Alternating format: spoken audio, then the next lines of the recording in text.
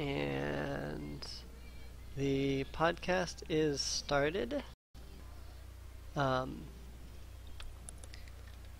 that is running. I should open up the folder. That said, I don't need to send to Tobias or Card because either of them are here, so I'll cancel those. Everybody else has got the things completed.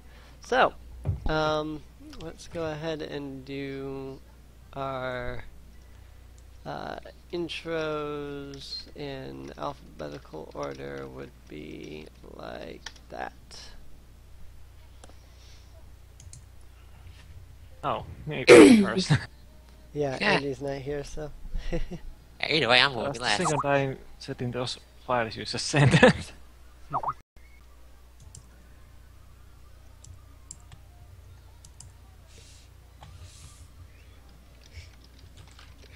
Okay, there we go. Well, I'm going to play as this little halfling warlock thing. Has some sort of a pact with the Archfey, and I completely forgot what the backstory was again.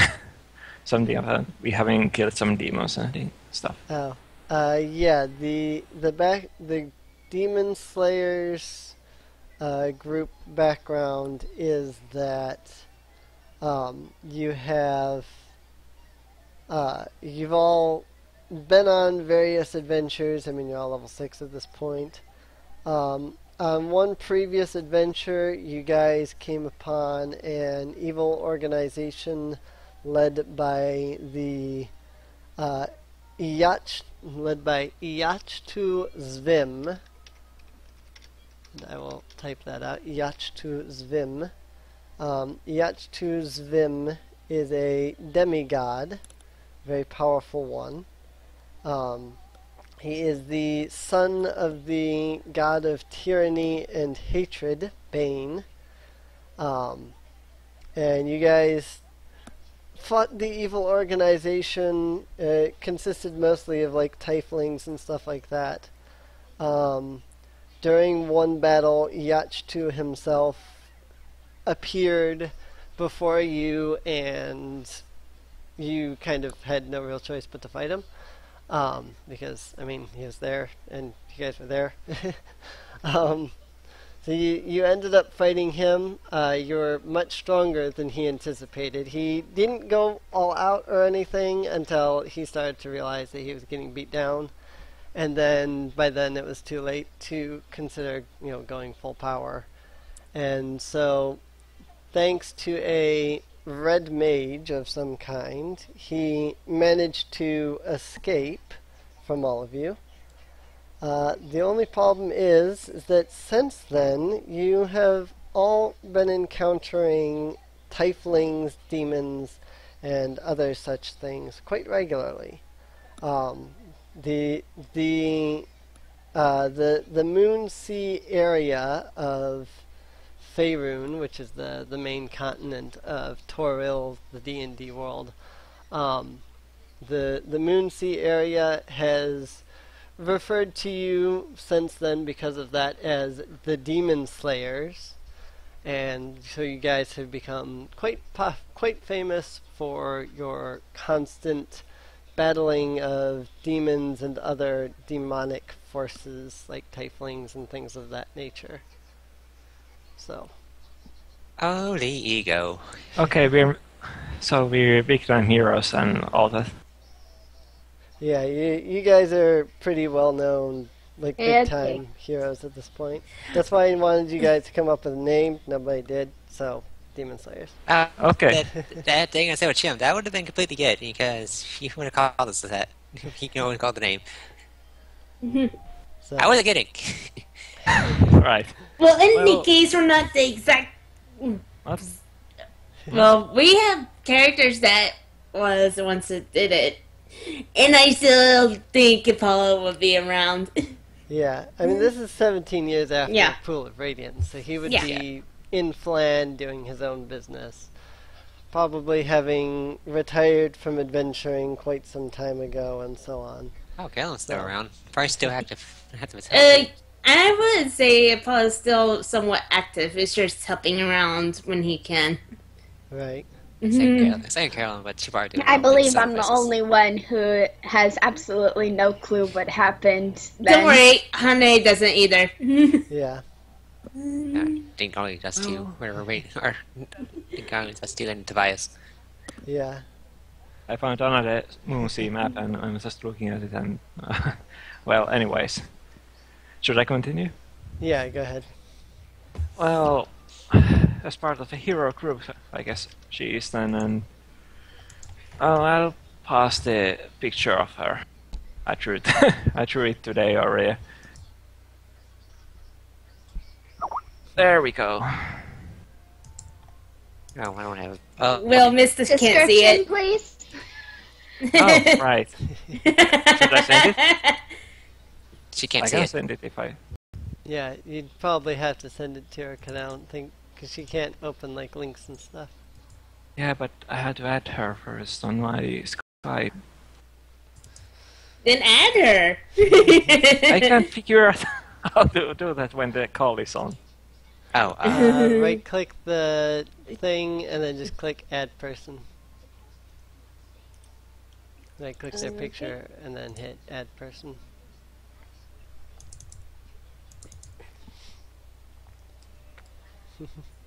Oh, see.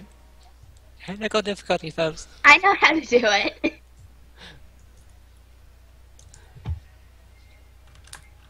That worked. Yes, yes, it does.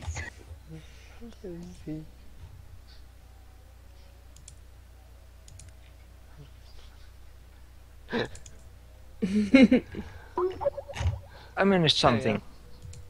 Hmm? I managed to do something right. Anyways, I'm not sure if there's anything else except that she's mostly a nice person that but is trying to help out the group with the fighting the demons while just trying to work with the Archfey in the back of her mind. Also, she can shoot lightning, you know. Right. That I noticed.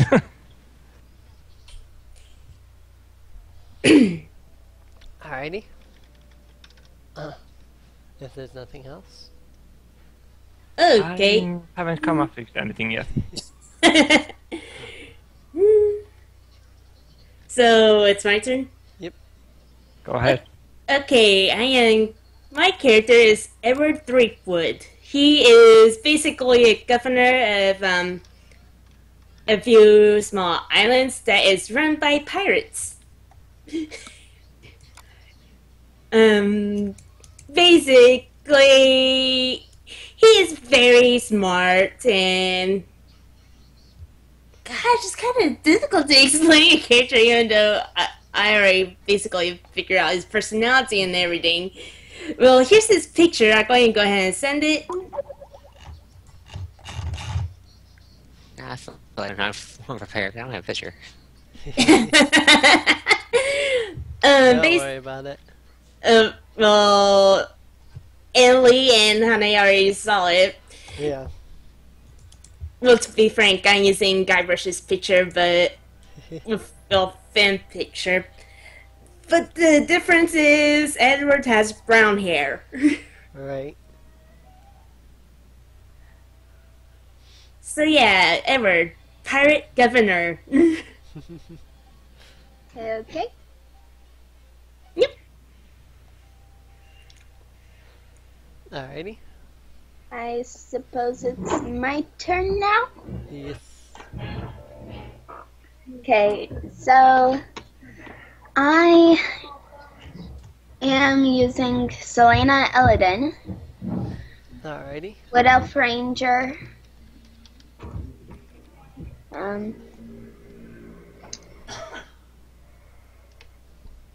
So, yeah,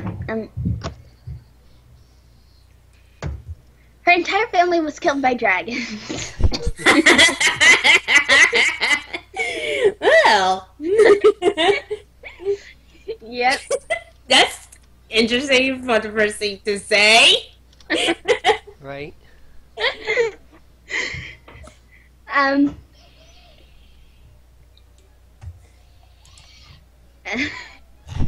She's she's normally kind, caring, unless you're her enemy. Then she's as cold as the steel of her blade. Nice. Thank you. Yeah. All She right. also has a black bear. Nice. Alrighty then. Yeah. Guess that would be. Let me stop what I'm doing. Right, so I will be playing Marie Raglan and Chim Raglan. Yes, I am playing two characters at once. Marie is the daughter of Carolyn Raglan. Tim, a timid, shy. How am I going to say this? Lover of alchemy and stuff like that. She does have wings on her back, like her mother. She has white hair with blue eyes, and she is fairly short, shorter than the average person. And then you have Chim. Chim is shorter than Murray, about, is it halfling size? Would be a good description. She's Makes right up sense. to her waist. And she spits fire. But what you guys would know by now is she speaks her mind, and she doesn't hold back. Right. Question. Yes. You say she spits fire. Does that mean she'll basically do the same thing as she sneezes? I get the reference. Anyway, I don't get the reference, but oh well. it wasn't like a fairy tale reference. Yeah, she is small. She normally does fighting, but right now I don't have the class finished, so she goes to go do it. Yeah. As most people know, Chim does the talking for Marie, Yep. and she's very blunt. Have fun. I don't take anything I take seriously from the session. Yep. Looking at this group, I don't think anyone is taking it too seriously. No. Chim's kind of rude to some people. If you say something stupid, she'll probably point it out. Right. Don't say. Don't get upset if I do something like that. It's alright. Yep. Alrighty. Anything else? I have done. She's. Like I said, her. I haven't really figured out. I haven't figured out her eyes. She has like, I guess, purple soulless eyes. Looks like. Right. But yeah, she is a homunculus for people who are curious. Yeah, that should be it for now. Alrighty. And, as always, I'm Serene Inc., the Dungeon Master, all the other characters, so on and so forth, yada yada, as I always say. That said, I would like to welcome everybody to the Curse of the Azure Bonds campaign. This is the second campaign in the Pools series. The second campaign out of 4 campaigns in the series.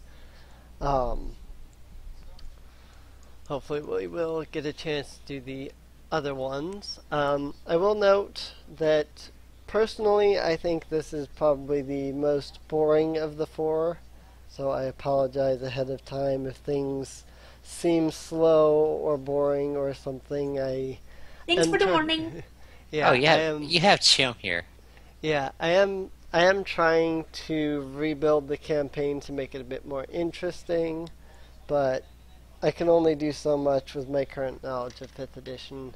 Once I get my monster manual and my DMG, then I'll be able to do more, but I don't know if the DMG will actually be out before we get most of the way through this. Oh yeah, So- don't worry. Don't worry. You have Chim here. Right. Chim makes most stuff interesting. So, you all have the Hillsfar map, Yep. which I apparently did not open myself. Let Oh, me dear. find and open Slacking my DM. Hillsfar. Alright, so on the Hillsfar map, there is a little red building all the way Yep. off towards the left side. Yep, I see it. It stands out like it's Okay, for them. why do I hear a jackhammer upstairs? No I think red idea. means a hotel. So this red building here, which is conveniently placed because I didn't actually mark that. I just thought that was pretty interesting that there was a red building right where I was planning to start the group at. So this little red building here is the Red Thorn Tavern. It is a bustling and quite large tavern in the city of Hillsfar. That sounds familiar, actually. Because the free RP map is the Red Oh. Thorn Tavern. Okay. So those familiar with the Very free good, RP map, those familiar with the free RP map will know the Red Thorn Tavern. So that said, all of you are sitting. Well, actually, let me just do it this way. The common room of the Red Thorn Tavern is crowded, as is normal in prosperous times when the townspeople have benefited from the actions of wise and sure adventurers such as yourselves. Mugs slosh with heady, I don't know. Mug sloshed with heady ale, and the cheers from a dart game in the corner and the rattle of dice echo across the bar. You and your adventuring companions, the Demon Slayers, are seated at one of the larger and more prominent tables, nursing your own flagons of mead and ale and whatever else your characters might be drinking. I'm sitting here going, nope.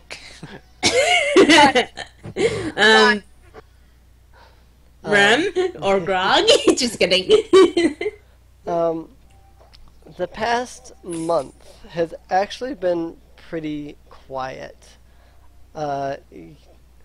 Because the past month has been pretty quiet, your adventurer's spirit is on the rise. You're all eager to go out and do something more, especially since your last encounter happened to be a big battle against a whole bunch of demons. As one of you is kind of looking around the tavern, you notice a tall, solemn-looking man weaving his way across the tavern toward your table. It is quite clear that he has had too much to drink, and is making forward motion only through sheer force of will. Whichever one of you it is that sees him points him out to the rest of the Demon Slayers, and your table watches him stride unsteadily forward. From his dress, he is undoubtedly one of the gentry, and on his sleeve he bears a patch showing a purple dragon, the symbol of the nation of Cormyr. At last, he stands before you. He goggles at your group as if trying to dispel any multiple images, and then speaks, "Excuse me. Sorry. I wondered if you would be so kind as to help an envoy of good King Azrun of Cormyr." What? You just see him going, Actually, when I say what, that's Edward saying what. Just. You see Coach him, what? Drunkard. Can you speak up, please? and more clearly. He clears his throat, pushes whoever is sitting on the edge aside, and promptly drops onto the seat next to you. He gives a loud belch noise and then says, I am Rastafan Dimitar, courtier to the court of King Azun, the fourth of Comir. I required an envoy. What? Jim's just sitting there going, are we going to follow the drunkard?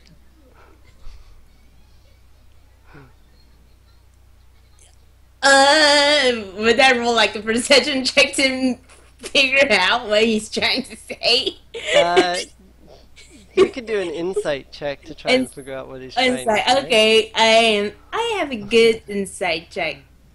Thank God. Yes, I could do an insight check as well.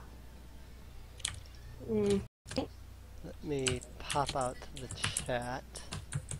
So that I That's a can see D20, the right? roll. Yeah, Yes. D20 plus your Wisdom. wisdom. Wait, what was that? Okay, let me try fixing that. Yeah, it's wisdom. Insight. It's wisdom. Alrighty. Okay, Okay, there we so go. 18 plus my proficiency, which would be plus 4, so 22. Mine says it's 20, as you can see, and I don't know what the GD1T thing is. Yeah, I have no idea what that was. Yeah, so Don't I worry about it. rerolled. Yeah, don't worry I about was it. trying to put in insight. Oh, Ah. yeah. You might have just typed You it need to wrong, I put think. check after it, I think. Yeah, Oh. I think you have to put a hashtag Alright. after it. Yeah, Number it's like, sign. or, Number sign, pound sign, hashtag, whatever. it's like So this. 22 and 20. There you go. in Yeah, like that. case.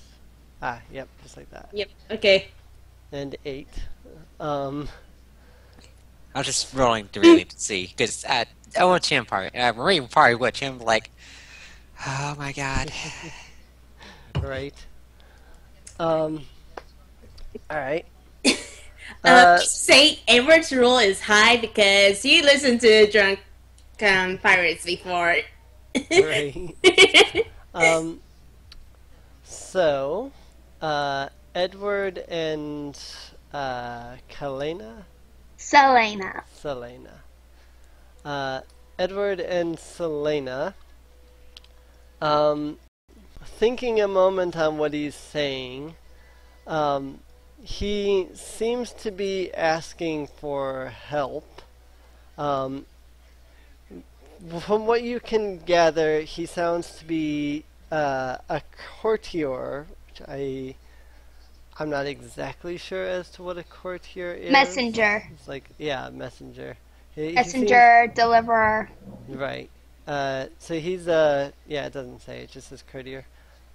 He seems to be a messenger of some sort for King Azaun the Fourth of Cormyr.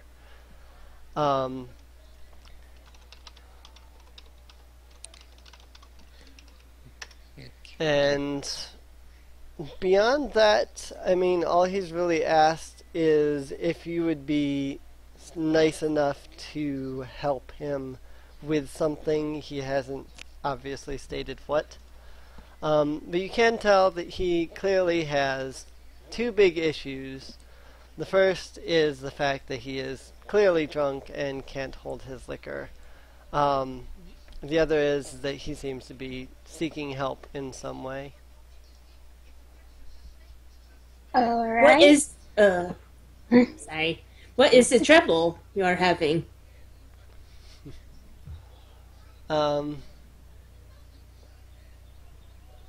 Let's see. He just He hears starts being hands. drunk. And he hears Chim's like, please speak slowly so we can understand. As he speaks again, he waves his hand off towards the bar and he says, well, you see, I told the dear lady there that You, dear gentle people, respectable adventurers, whatever you are, uh, did you were friends and you cover my debt? Uh, I can get the money, I can get that easily. It's just it's in my purse, which is not here. Jim's going, your ass is going to wash dishes. Yeah, no. um.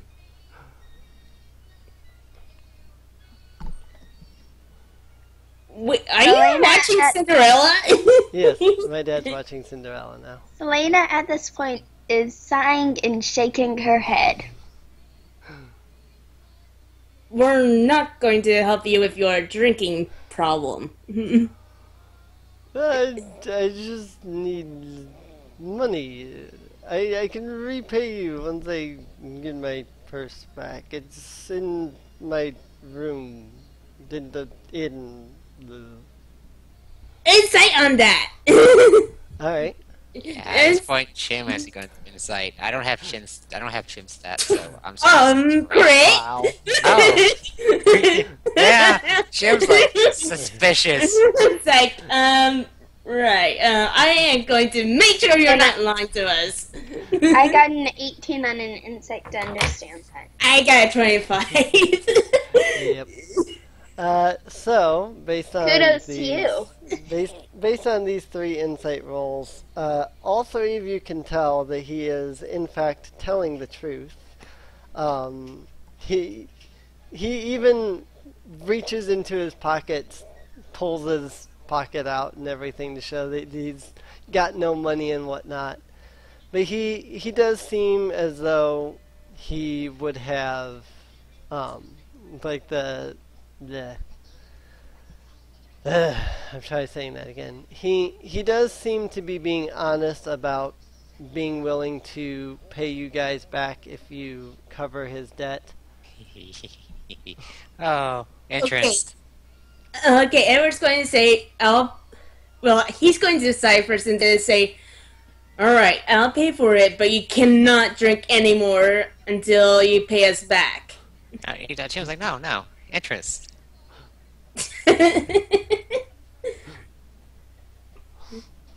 Alima is just looking at Edward and asking why.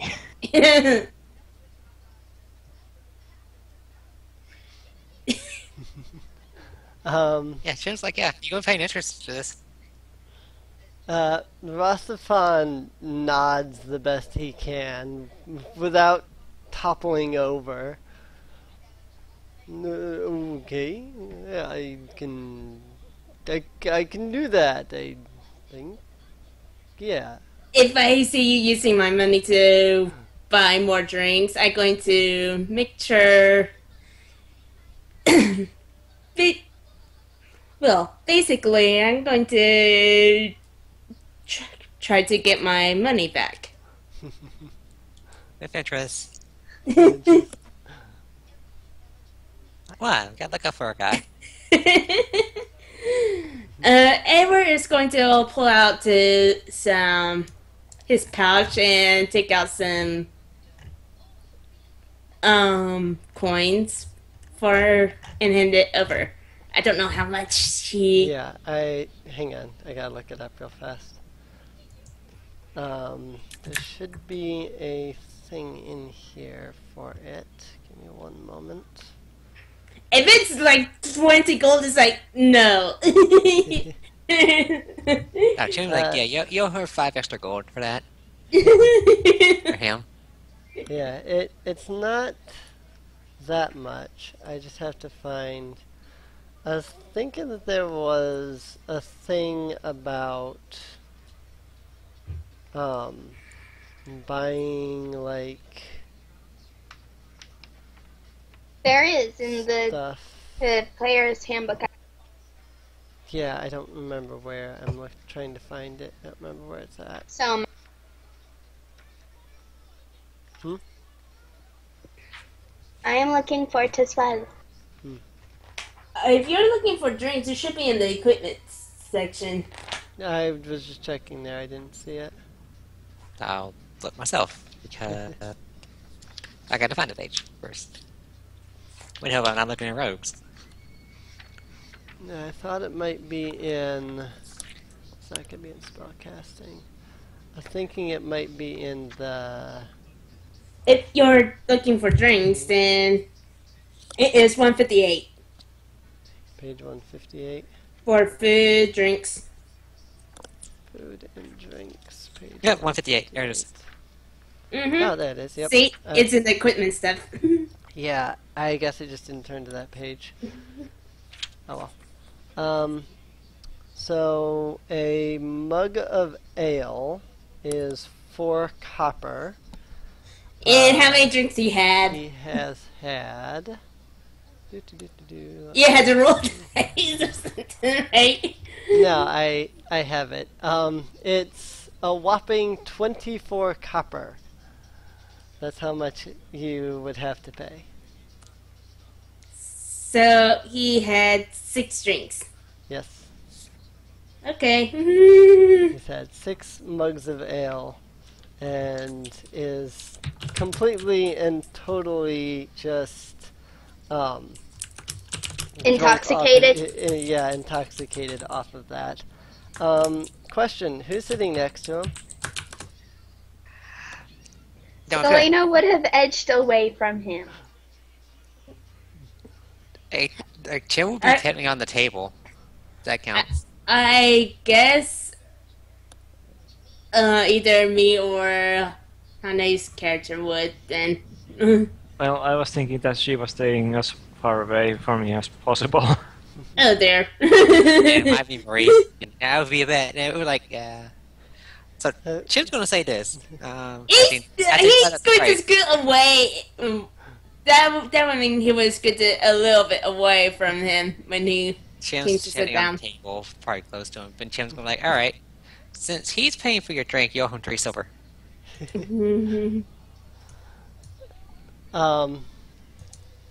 Yeah, I'll just get.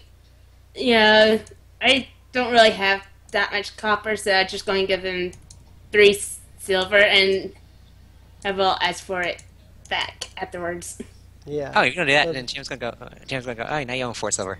Well, they would have given you Change. So Change it would have been back. so 3 silver pretty much. You're getting 6 extra copper. Yeah, I don't remember where It's that- 10 for 10 10 per copper, or 10. It's 10 10 copper silver. per silver. 10 of silver. That's what I figured it was. I can never remember where any of this stuff is in this book. It's on page 143. 140. Really? I Yeah, figured it it's was right there. earlier than that. Huh.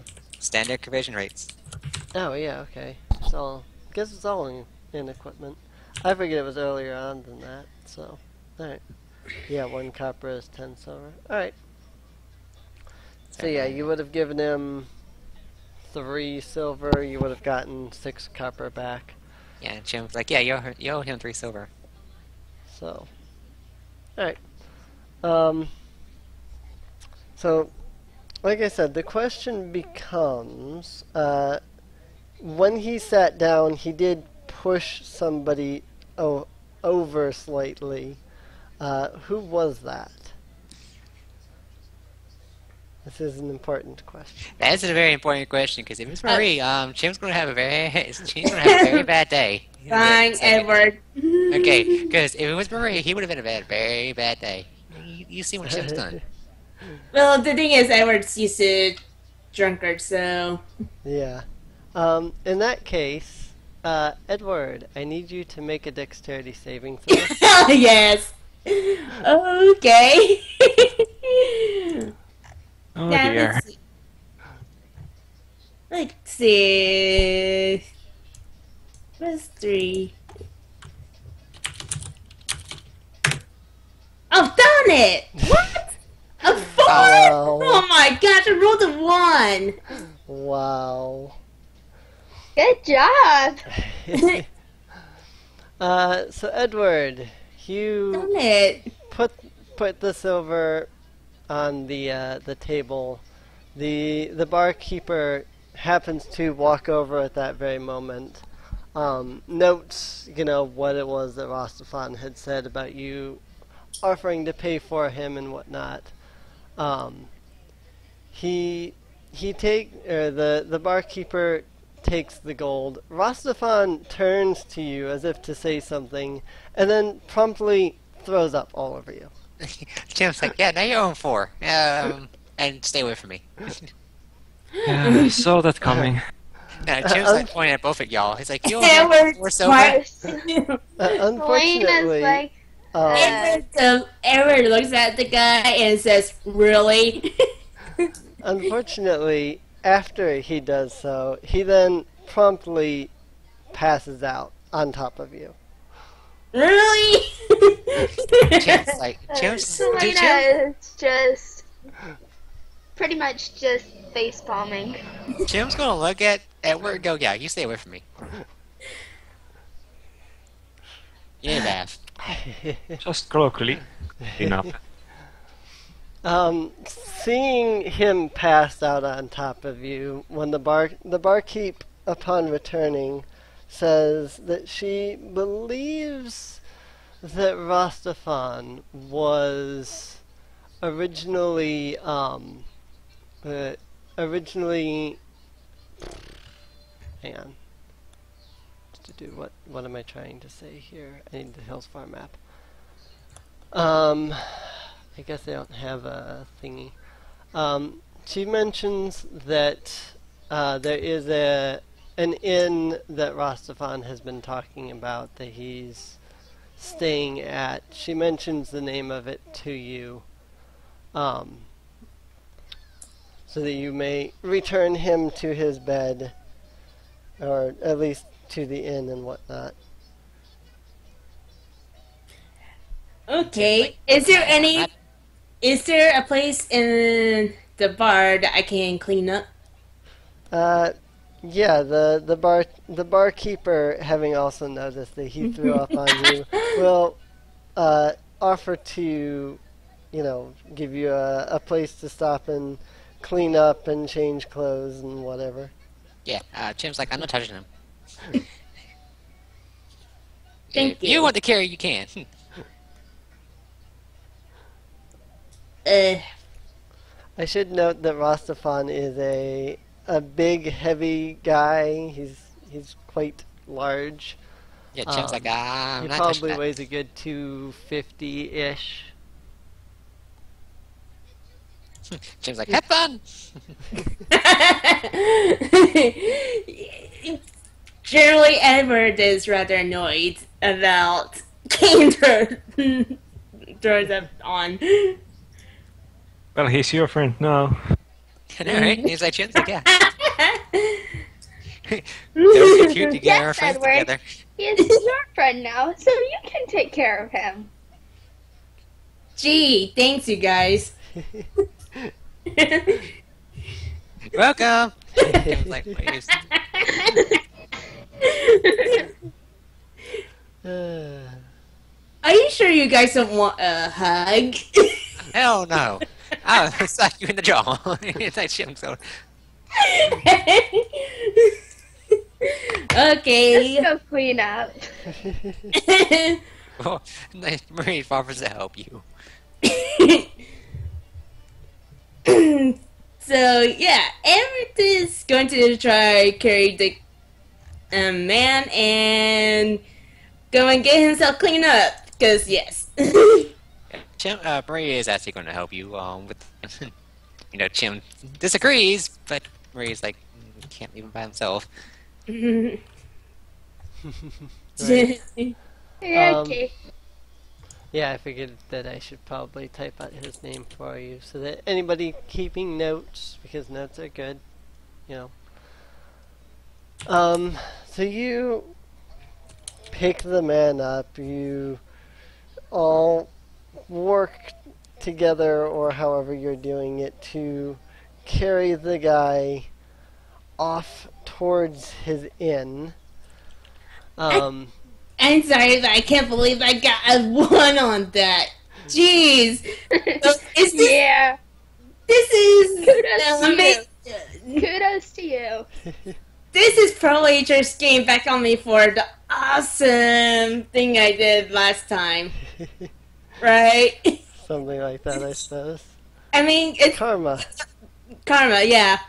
I had to stay on the dragon and I had to roll like 3 or 4 dexterity saving throws and I succeeded them all. Right. So you guys get him back to the inn and everything, and he you get him back to the inn. The innkeeper explains which one is his room. You take him back up to his room, lie him in his bed, and so on. The innkeeper, noting your troubles, offers to allow you to stay at the inn. She'll give you half price on lounging at the inn if you so desire, because she notes, like I said, all the trouble that you've been through to this point with this man. He threw up on me. Yep. Yeah, I bet does sound nice. Wait, did I find interesting interest when we took him to his room? He has a pretty good room. I mean, he bought one of the more wealthy style inns in rooms in the inn. If you'd like to make a perception check Yes. to try and see if there's anything in his room that you could manage. It's Edward's flaw to pick up anything. Probably, even if it's useless, he'll just pick up. Right. He should be a kender. Okay, let's see.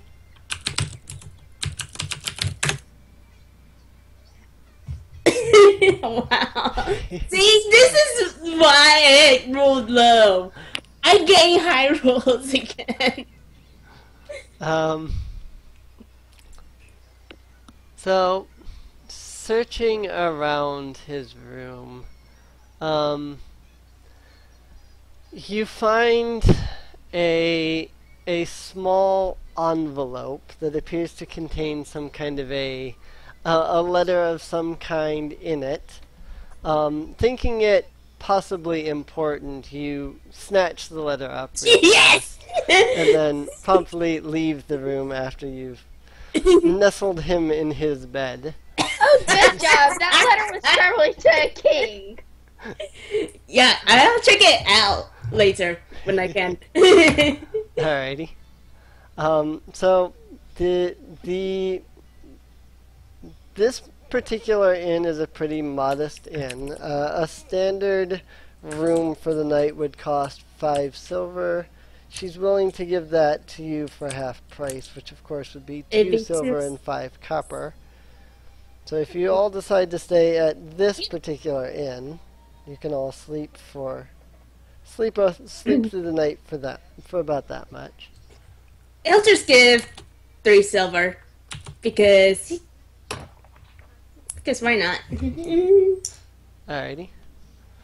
He's a nice guy for a pirate who just took an envelope. He's teaching him, like, yeah, I see what he was last night. Good. Nice attitude, got you. You got through up on. Anyway, Cham and Marie's gonna take a room. Okay, we're sleeping there then. Yep. So, All of Selena's money is in gold pieces. yeah, 1 gold Is 10 silver. is, it's 10 silver. 1 silver is 10 copper. So, Selena will also get a room. Alright, so you would get, you would get, 7 silver and 5 copper back? Okay, so silver. You give him a Yep. gold, you get 7 silver or 5 copper Okay. back, basically. So you all spend the night in your rooms. And by then, I'll look fully at the envelope. During the night, Edward glances over the envelope a little bit. It contains the wax seal of the purple dragon of Cormyr, which you recognize as being the symbol of King Azound IV. He's actually very regularly known as the Purple Dragon. He's not a purple dragon, but he's referred to as the Purple Dragon. Okay. Okay, good. So Oh my seeing God. this important wax seal on the envelope, do you open it? Do it. There is nothing else written on the envelope in any way. It's literally just an envelope sealed by with the purple dragon of Cormyr symbol. Is there a candle in Edward's room? Because if he melts a bit on the bottom, he can, for the wax, he can reseal it. There would be a candle, yes. Okay. See, I'm smart. Alright. You break the seal, you open the envelope. Inside is a rather long missive, basically a message. The message is to Rastafan himself, stating, blah, blah, blah. Sorry, let me try that again. The missive is a letter of marque. It says that whoever is holding this is working for Rastafan, and thus the purple dragon of Cormyr himself.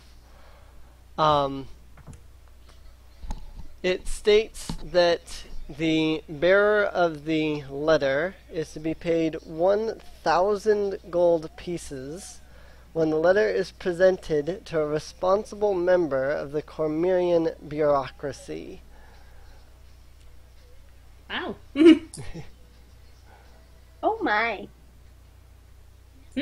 Interesting. Don't show Chim. Why? Well, Okay, after saying this, Edward is going to go ahead and seal it up again. Alright. Slay hands! Yeah. Do I? Do slay hands, right? Yeah, do a sleight of hand check on that. Good. I can't get lower than a 10.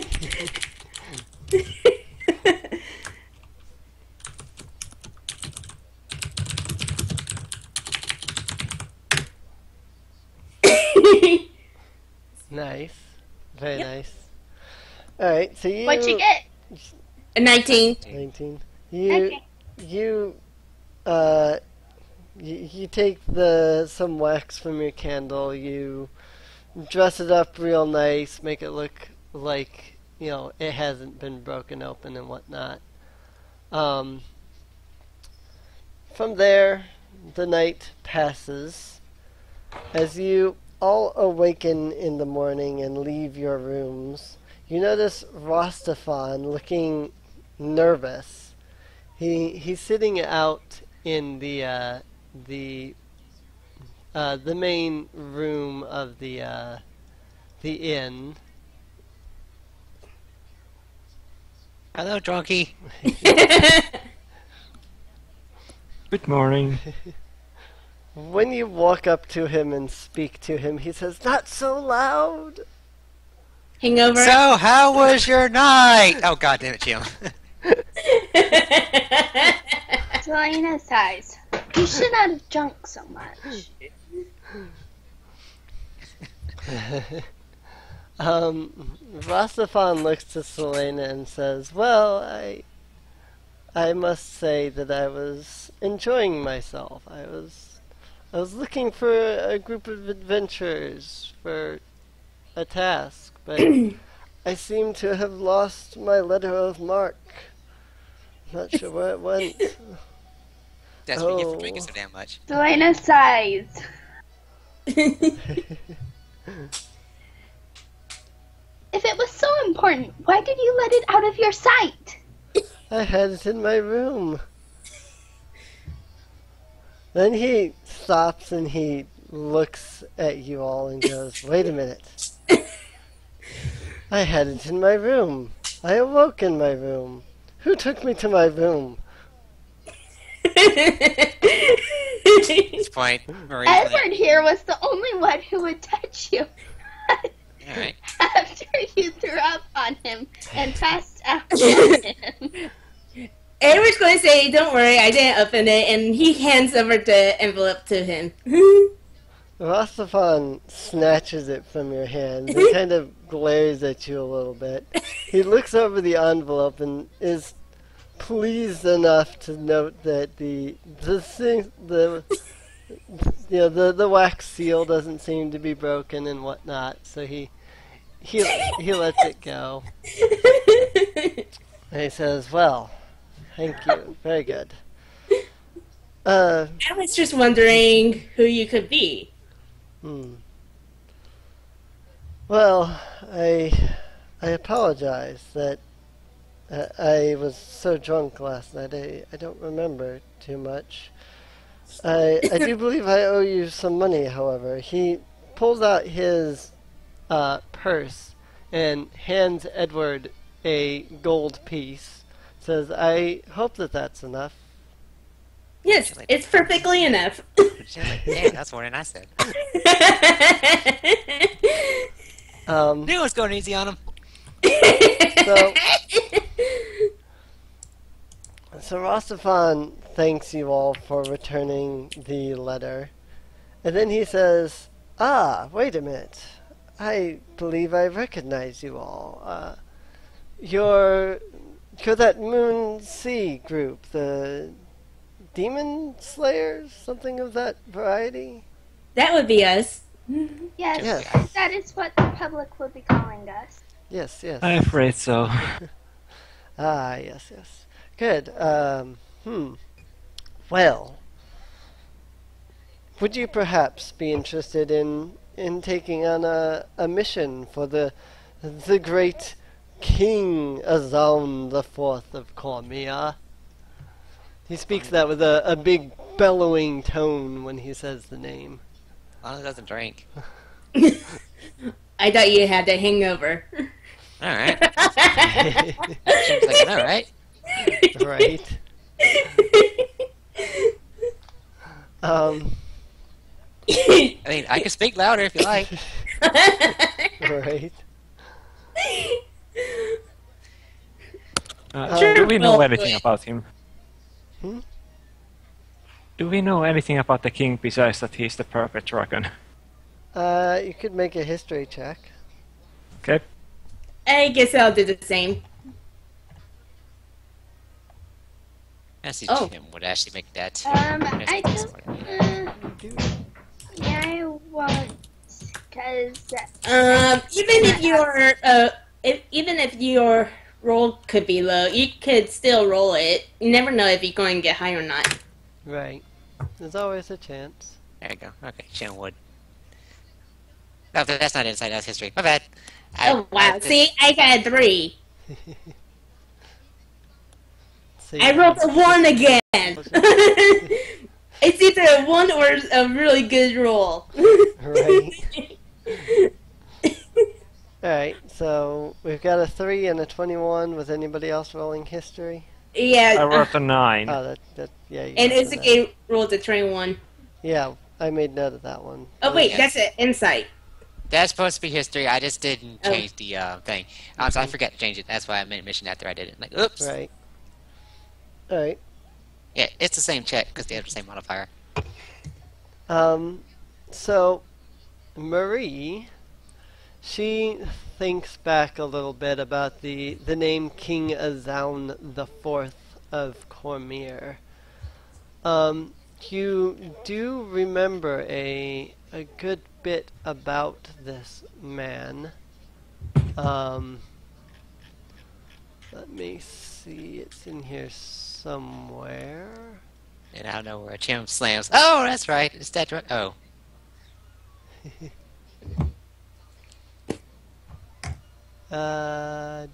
Does it give me any information on King Azoun the Fourth? I would assume it would give me information on King Azoun the Fourth. I am probably not should because he's an seeing important any. character. You would think so. I'm currently not seeing any information on King Azoun the Fourth in here. That is awkward. He's a king that drinks often. There you go. Yes, look it up, maybe. Just make up some kingly stuff. Well, he is known for certain things, and I'm trying to find that exact. I know it was in Okay, here while you're searching somewhere. for that, I'm going to go get a drink. Okie dokie dokie. I know it was in here somewhere. Ginger found it. Oh, here it is. Also, Jamie Oh, that posted works. there too. Yeah, that works too. Zaun the Fourth. Oh, hey. Zaun the Fourth Obarskir. See, they didn't give me that bit of his name. Zaun was on the hunt from...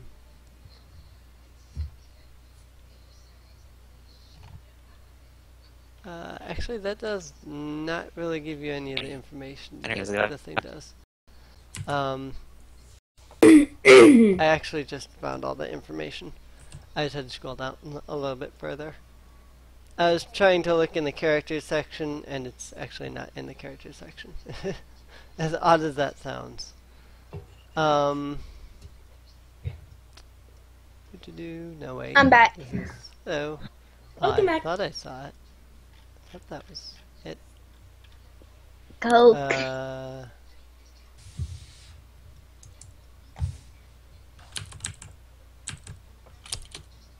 King Azoun the Fourth is known for his rule over the land of Cormier. Maybe it's in this thing. Hang on. I know I have this information somewhere. Give me a second.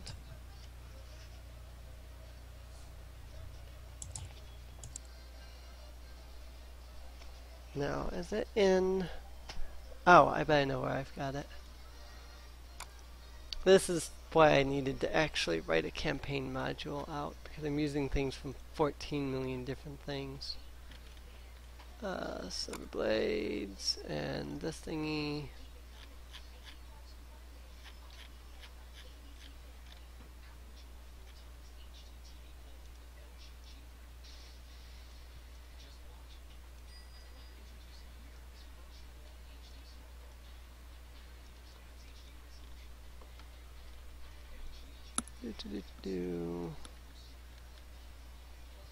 That is that. Can I do a search? No, it doesn't find words on this. Alright.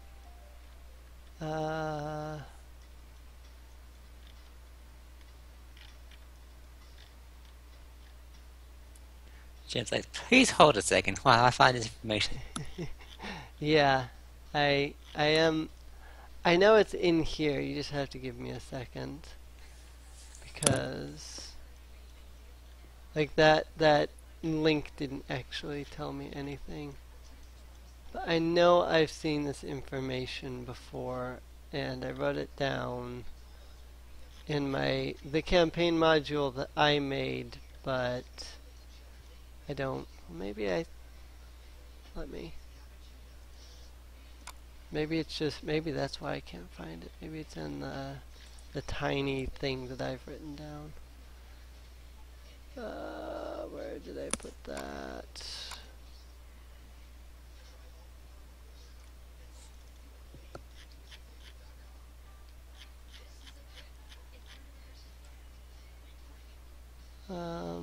No.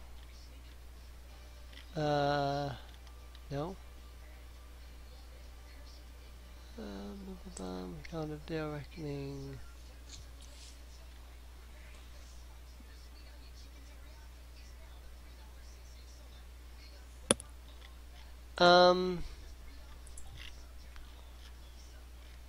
The basic information is there. Because when I had this detailed information on this, but I guess I don't.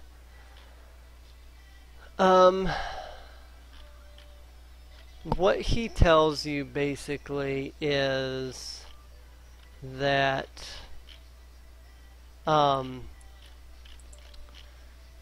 what Chim remembers is that King Azaln IV is best known as the Purple Dragon of Cormyr. He rules the land of Cormyr itself, but has been recently extending his reach beyond just the kingdom of Cormyr. He's been reaching his hands out and some of his armies out, trying to take some of the further cities away from the actual center of Cormyr itself. His influence has even reached all the way to the city of Tilverton, which is right on the edge of the Cormyr Dalelands border, basically. I see it. Wow, he's traveled quite some. Yeah, Rustovan's traveled quite a ways. Yeah, he's traveled quite some ways. But you basically recall that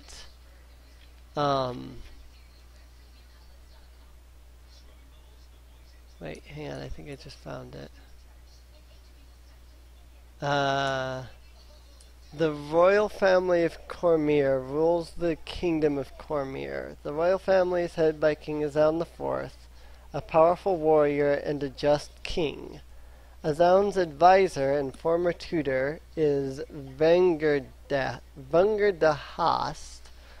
I'll type that out because Vungerdahast. He is a powerful magic user. One of the king's daughters, the Princess Nicatia, disappeared almost a year ago, and it is rumored that Nicatia fled the royal family with a priest from Tilverton known as Gary of Gond. The king has put out a large reward for the return of the princess, and it is said that his current reach out to Tilverton may have something to do with his daughter. Interesting. But he's known as a just king, a good guy, that kind of thing. He has a good reputation. So this is a princess rescuing operation that he's going to hire us to. More than likely. I mean, this is just what you have. This is just what Chim has remembered. Okay, right. This isn't what Rostafan has mentioned. So.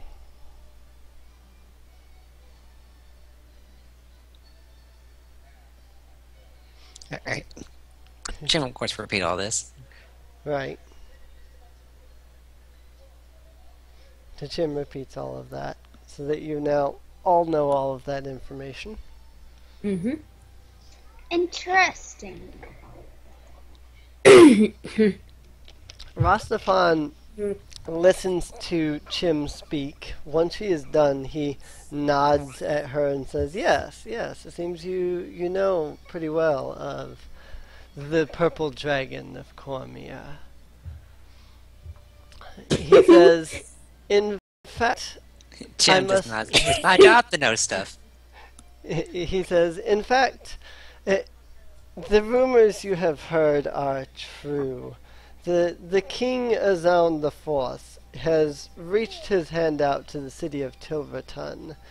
It is rumored that his daughter, Princess Nicatia, has recently returned to Tilverton, seeking out the priest Gary of Gond. As of so far, we have not found her in Tilverton, but it is possible she is there. I have come to ask for your aid in finding, and actually I've got to load up my version of the campaign module. I have come to ask for your aid, not only in the discovery of the princess Nicatia, but also you are all demon slayers. You are, after all, well known as demon slayers. Well, you see, Tilverton has, how do you say, a slight problem right now. I'm not sure if you are familiar with the current issue going on there. You may know of it by the name that some of us have given it, the curse of the Azure Bonds. And if somebody wants to roll a history check on that before Rastafan continues, you can. Sure.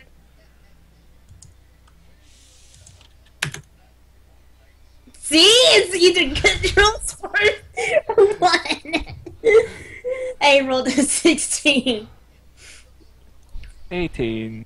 16, 18. I'm not. Alright. When he mentions the curse of the Azure Bonds, both Edward and Halima immediately snap to attention on that. The two of you have heard of a strange plague that has been going around in some of the southern cities of the Daylands, specifically Tilverton itself. It seems almost as if its origin is from Tilverton. People are going to bed one day, sleeping in their beds and whatnot, and then the next day awakening with strange blue marks on their arms.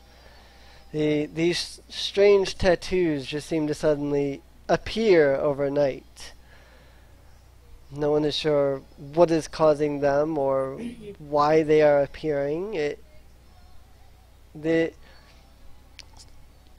Since the marks have been appearing on people, those that have been marked have been disappearing at random points, sometimes returning 3 or 4 days later, looking tired and weary, and some of them covered in blood. It's caused an outright panic. Some people who have woken up with these marks on their arms have gone so far as to attempt to cut off their own arms. But upon doing so, their arm seems to regenerate, the strange blue markings still being upon their arms. It's caused quite a scare. Many clerics have gone out seeking what they can, but that there seems to be no clear way to remove this curse. Oh, okay. Halima is going to repeat this and quite excitedly, well, he's hoping that they are going to solve this mystery next. Selena sighs and is like, alright. Jim's like, I don't know. And Marie doesn't mean he cuts her off. Fine. Well, I'll help. Everyone nods. think Jim's actually going to ask, are we getting paid at least? He nods at that and pulls out the letter of marque again and says, if you manage to do either of these tasks, either finding the Princess Nicatia or discovering the source of these Azure Bonds, perhaps even bringing a stop to them, you will be given this letter of marque. This letter of marque is good for anyone it's good for anyone to turn in to the Cormyrian bureaucracy, and you will be given 1,000 gold pieces.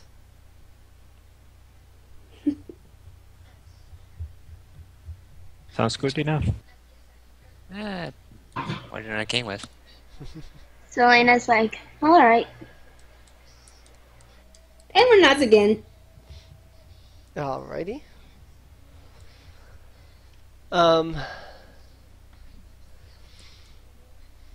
He says, very well then. We shall leave as soon as you all are fed and ready to go. He says this and then turns to the innkeeper, who at that exact moment presents him with a small bit of food. Not surprisingly, not very much, especially considering his size. You assume he would be eating much more. He kind of glances back at you a little nervously and says, I'm on a diet. And then Jim's looking, yeah, you also don't want to throw up again, don't you? Well, true. That too. Oh, trust me, our good friend here, Edward, got the first taste of that. So Jim's like, Ras- Jim's gonna look at you and he's like, I'm not letting that down, but so Rastafan is... I can gather food once we are outside the city. Yeah. Rastafan is going to eat his food. If any of you would like to buy food here... Yep. You might as well. Yeah, you... a modest meal is 3 silver. So... Okay. yeah, Yep. yeah, I'm just gonna eat food. Alright. I'll It's easier go that ahead way. and eat here. Alrighty. So you all sit at a table, order some food, you all eat. Maybe an hour later at best, all of you make your way out and are amazed when you step out of the inn and Rastafan is waiting for you. In front of you stands a large golden chariot, decked out with all kinds of impressive markings and designs upon it. Upon the doors to the chariots are emblazoned with the symbol of the purple dragon of Cormyr upon it, and 2 bright white horses man the front of the carriage. Jim's gonna look at you. You must want to get robbed. Actually, I was going to have Edward raise an eyebrow and says, we're going to stick out to everyone if we go in this, right? Jesus Christ! It's just like, this is overdone. Well, Halima at least has her own mount and cart, so that's not very affecting her. That's right, you have your own Question: time. how fast does it move? The chariot thing. Probably faster than an average human or whatnot would be able to move, I would say. I'm just wondering, because I'm wondering how Selena's black bear would keep up. Oh, yeah, I forgot your blood. Okay, You can that's sit gonna be in the very. car. You want to feed a cart for her, not him. There is a mount thing in here as soon as I can find it again. I had to look this up at one point for Black bears have a speed of Jane 40 there. feet. It's 157. Page 157. Of course, it's in the equipment section, and it's one page back from where I'm currently at. Oh, your black bear Let's keep see. depends if it's a war horse or hold on. It's a riding horse, probably 60 feet. Yeah, it's probably a riding horse. It's a couple of riding horses pulling a carriage. I'd say they'd probably be a little bit slower than that. So 50 maybe. If you were to make note of your black bear, the Rastafan would be more than willing to slow the carriage down slightly for your, for the pony and the bear to keep up without a problem. Okay. So, I want to say as Edward, if you had this at my home island, your what is it, caravan or something? Carrier. Horse and carriage. yeah, Chariot. chariot. Your if you had this back at my home island, your chariot would be gone within 5 minutes. And sold. However, it would be quite easy to find if it had not already left the island. Yeah. This is also true. I don't know. And also, I'll melt this down. and and also, if you try to get it back, you'll probably find yourself with a sword through your stomach. Jim's like, he has enough fat to block it. Jim's like, oh wait, that thing. Rastafan kind of just stares at you all for a moment. He clears his throat and hops into his, well, it's not a chariot, it's a carriage, but whatever. Carriage. But everyone was being truthful. It's like, you have it. Yeah. And Jim's like, damn, you can hop in, you can jump, holy shit, and nothing. Jim just gets in. Everyone's going to go ahead and get in anyway. He can probably handle whoever might come over and try to take the carriage. Right. Selena will walk beside the carriage as her speed is the same as her bear's. So. Alrighty. And Halima's just Plus, riding alongside she it. can keep the horses from being spooked by the bear. Yeah. So with that, then, you all head on out from,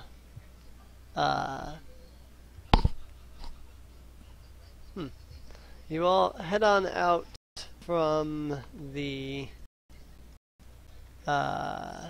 thingy, the city of Hillsfar. You all begin along the road down from Hillsfar. You start to make your way southwest, and soon start seeing a massive forest slowly encroaching upon you. The Rastafan will make mention of the fact that this is that this forest ahead of you is the elven court forest thing that I don't actually know of. Selena its name. smiles.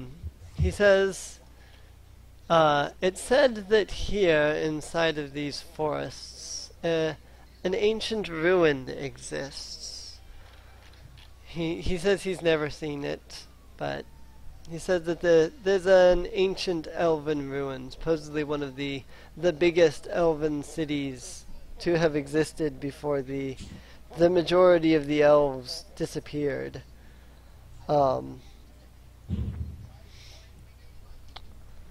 That said, Well- Selena's like, there's an elf standing right here, There's Mhm. another elf or in the walking car. alongside the chariot.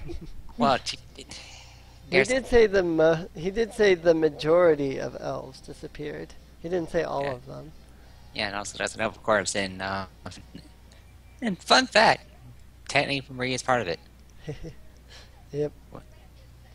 Yeah, I don't remember when, but about 100 years before the Pool series, the elves in the Elven Court in this particular forest all left. I don't exactly remember why, but I can look it up real fast. In case you are interested in knowing why the Elven Court has been the Elven Court has abandoned the realms entirely, retreating to the elvish island nation of Evermeet. While some elves remain, the elvish nation that once dominated the forest and kept adventurers away from such dangerous locations as Mithranor has vanished virtually overnight.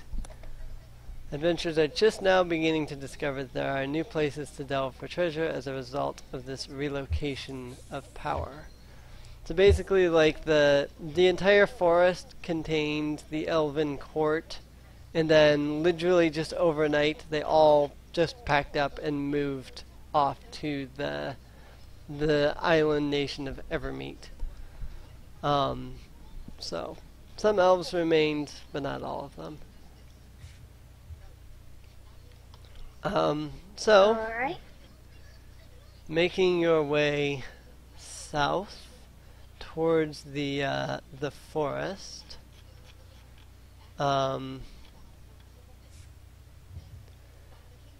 you are all making your way. Suddenly, the carriage comes to a dead stop. In front of you lies a massive group of great big black spiders. Everybody roll some initiative. Caught it. Anyway, Mm, wait. Well, That's it's like shit. spiders. Yeah, so... Jared's like, wait, it's not Ben. It's fuck. Oh, let me roll initiative. There are roughly Which die about is initiative? Hmm? Which die is initiative again? It is your dexterity is your initiative. It's 1d20 plus your dexterity mod. Okay. Hey, I rolled something low, and it's not a 1. 16. Oh, okay. I had to stop and figure out how I was doing that. So 16 for Selena. We have other initiatives are Halima is 14, Edward is 9, Marie is 16. So Selena and Marie got the same initiative. She probably has higher dexterity than I do. I don't know. Hold on. I have 15 dexterity. What's your dexterity modifier? Miss. And my dexterity is also 15. That means we got to roll often. Roll a d20. Okay. 14. You're higher than I got a 9. Alrighty. So Selena goes. At the first. Whoops. Then Marie. Yeah, Selena, then Marie, then Halima, then Edward. So the spiders rolled the highest initiative then. And there are 8 spiders. Let me 2, 3, 4, 5, 6, 7, 8. And there's no leprechauns, right? There are no leprechauns. Good. I was just remembering the last time we dealt with spiders. Yep. It was with leprechauns.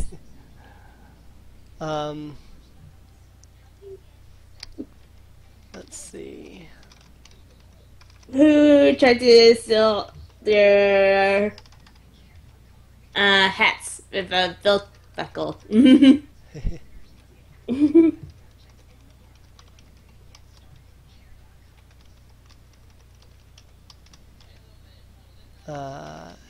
Hit points.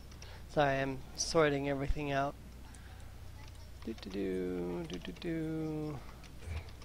Edward and Selena and Marie. Okay. Marking down everybody's experience, initiative, so on, things like that. So the spiders are gonna go first. Alright. Just wait. make note of this as Selena has an extra attack. Both I and my bear will attack. Oh, did the bear get an initiative? No, the bear shares her initiative. From what I Yeah, the understand. bear yeah. shares my initiative. Got it. Yeah, from what I understand, because I had looked over Ranger a little bit not too long ago. Yeah. How are you all standing? I assume you're all standing in front of the chariot. Yeah. Yeah. I was going to say once the chariot stopped, everyone was going to get out. Yeah. Because usually that means something bad.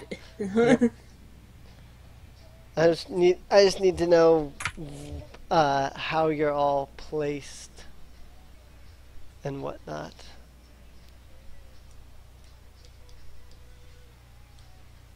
Like, is Edward? Well, in the how am I front? staying to the back at least from the others? I'll be probably more in the front. All right. Yeah, Chim, but technically Chim would be up front too, but I don't have her. Yes, now, so. I would be towards. Selena would be towards the front as she was walking beside the carriage. Yeah, Marie would be more towards the back end, and well, Chimp is kind of sitting in the car right now because it's non-combat right now. Till I get that finished.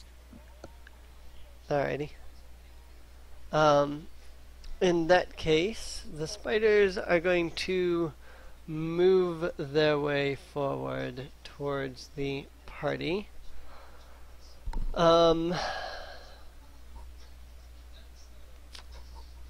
Let's see. This is going to be on. Well, that doesn't matter. Never mind. So one of the spiders moves up towards Edward. I assume an 8 won't hit your AC. No. So he steps up to you, tries to bite at you. You simply deflect him away. Another spider steps up to you, Edward. 20. Yeah, that'll hit. Ow. You will need to make a Constitution saving throw. Okay, let's see. Okay, so only a d20. 18! Okay. You take 9 piercing damage. Wow, that's a lot of damage. You take 9 piercing damage from the spider. Is that normal? We're level 6. Yeah. Yeah. Yep, you're level 6. These We're are level 6, that's challenge fine. rating 1 creatures. That means you're supposed to be fighting them at like level 1. That would knock me out. Level 1. So these are these spiders are built to be bosses at level 1. That's what challenge rating 1 means, basically. Oh, okay, never mind. Okay, cool. So Yeah, we should be fine. Yeah, they're built for like a party of level 4 should easily be able to handle them. So a party of level 6 fighting 8 spiders should be able to do the same without much of an issue. That said, Selena, Yes. you are going to need to make a... oh, never mind. Sorry, I'm reading it wrong. I have to roll something, not you. Let me get my other d20 out here. Okay. The 8's probably not going to hit your AC. Nope. One of the spiders shoots a bit of webbing at you and fails. You cut it. You cut the webbing apart before it can even hit you.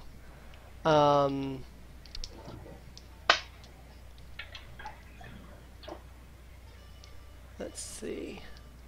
So it was Edward and Selena were in the front. And that was Murray and Halima in the back. Yes. Okay. Okay, that's gonna miss too. So Halima gets shot at by a web and it sprays off to the side and completely misses. Selena, a spider walks up to you. Is a 17 going to hit your AC?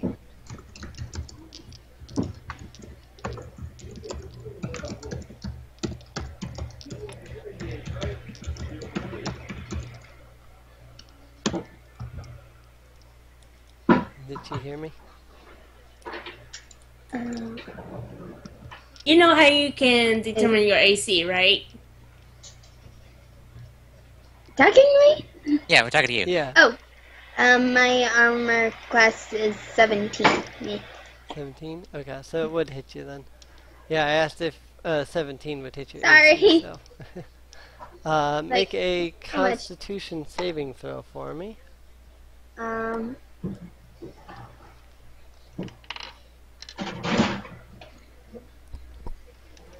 That's D20. Yeah. Yeah, d20 plus your con modifier. 8. 8? Ooh, okay. Then you will take 6 piercing damage and 6 more Oh. poison damage. Ow. Oh, sorry, excuse me. Edward saved on his, but I just realized they changed how this works. So Edward does take poison damage, but you only take half damage. So Oh, half man. of 11 would be 5, so you take 5 more poison damage. Sorry Ooh. about that. I didn't notice the... Yeah, Half okay. damage Are on you successful. sure you're not just going overboard with the damage? Hmm? Well, we still should be fine because these are not rolling like they don't have a good My max modifier. HP is 33. I have 29, but no, they don't have high modifiers as you can tell because they rolled an 8, Yeah. stuff like that. Okay. So they're pretty much glass can. I don't know about glass cannons, but Yeah. they don't have high accuracy. Okay. Alright. Well, let's just kill these guys quickly then. Another spider is going to shoot a web at Edward 15 against AC. Can I use my reaction on that, or? Should be able to. It's, Yeah, it's okay. it's making an attack on you. Alright, then. Wait a minute. How does your reaction work? Let's see. Where is it? Oh, no, I can't use it. It's for melee attack, so yeah, I'll hit. Okay. Because, yeah, this is a ranged attack, so... alright, so that hits. You are restrained by webbing. Oh, fuck. Oh shit! I have thought if you want from improvement. Oopsie! Oh, I'll do it later. I was like, I have that, and I just forgot. I have forgotten. Selena. Yes. I'm going to assume a 10 doesn't hit your AC because I seem to remember it being 17. That's right. So that's not going to happen. Another spider shoots some web at you. It completely misses you. The last spider steps up to Selena, tries to bite you. You deflect it away. And with that, it is Selena. Your Yes. initiative. So, Selena will first tell her bear to attack, taking her first action. Alrighty.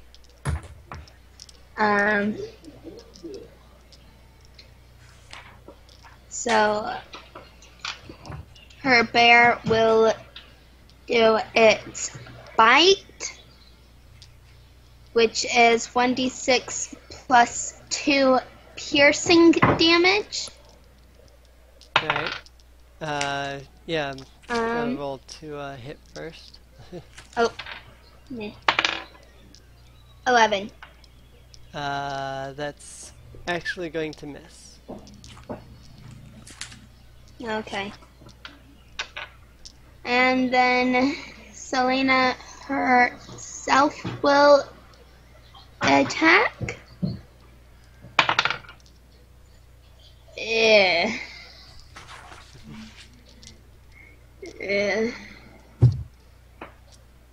1. You crit failed. Yeah, you crit miss. Yeah. Yeah. If only Critical we had failure. If only we had Elven reroll still. Well, it's good to get them out of the way this early in the game. Alright, so anything else? Nope, that takes up my action, so nope. Alright. Marie. Okay, give me like 1 second. I wasn't going to use spells because she's not a wizard, but I'm going to use them because these things hurt. Now I might want to wipe them out. Yep. So give me a second. I had to look up ranger spells real quick. I have level 3 spells because I'm a level 4 wizard. Is there any good ones at level 3? I can shoot a fireball. I might actually do that. Okay, the layout.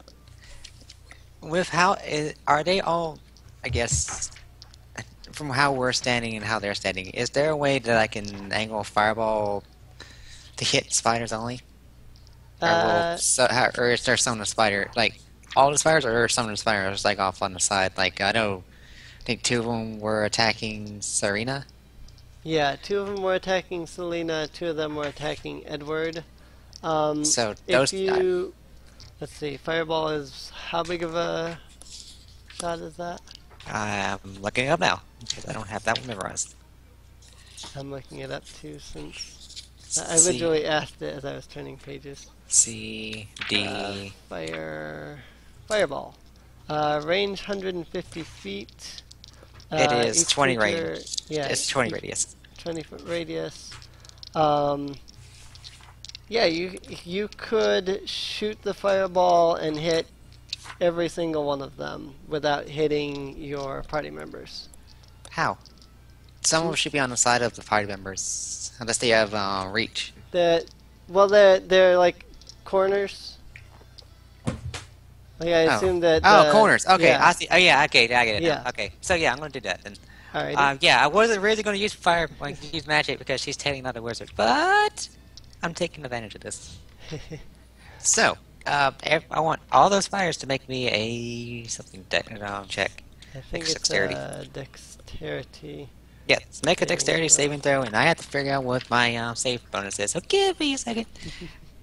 She has high intelligence, so Yeah, let me open up map tools so that I can do multiple rolls all at once. Because that would be a heck of a lot easier. so you I need have to 8 rolls I have to make. 8 plus something. 8 20 plus plus. 10. So you need to beat a 10. Yes.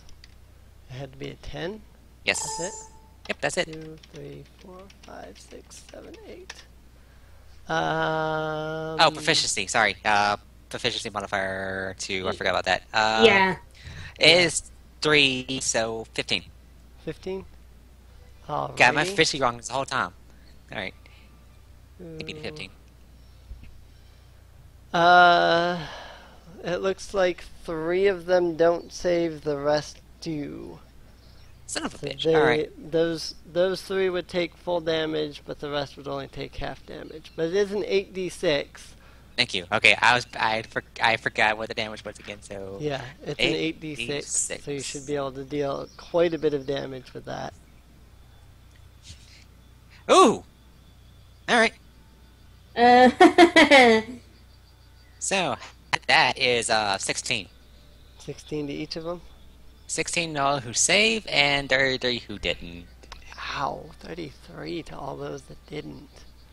So that's the one in front of Edward. The one cornered Edward is still alive. So 33 for those that didn't, right? Yes. I rolled high.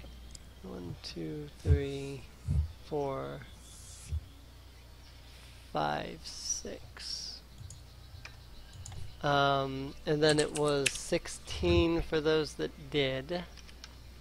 Yes. They are quite hurt. So the one there is one at the corner of, there is one on the corner of Selena, there's one on the corner of Edward.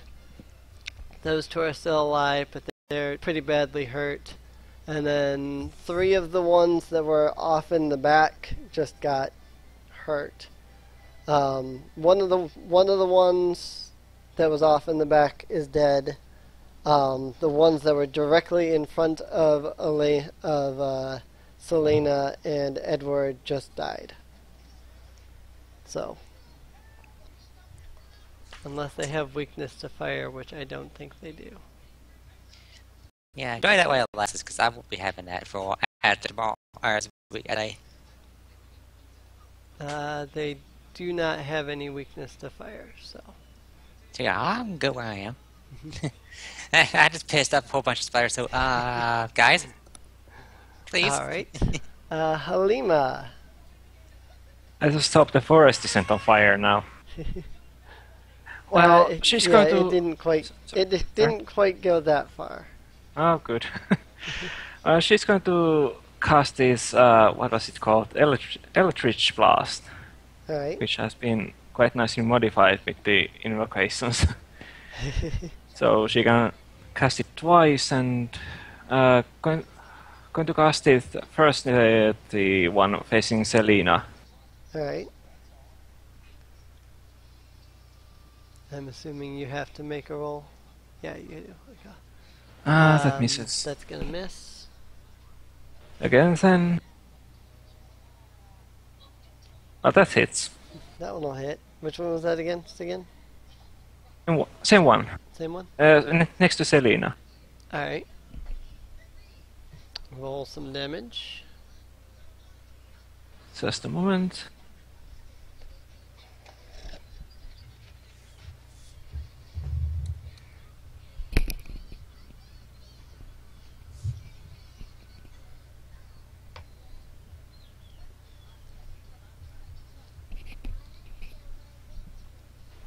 Ten damage. Nice. You unleash a blast of demonic energy at the spider. The demonic energy flies forward, smacks the spider hard in the face. The spider drops to the ground dead. Well, that was it. Alrighty. Oh, Rastafan gets to go now. Rastafan is going to draw his rapier. He's going to rush at the spider that is next to Edward.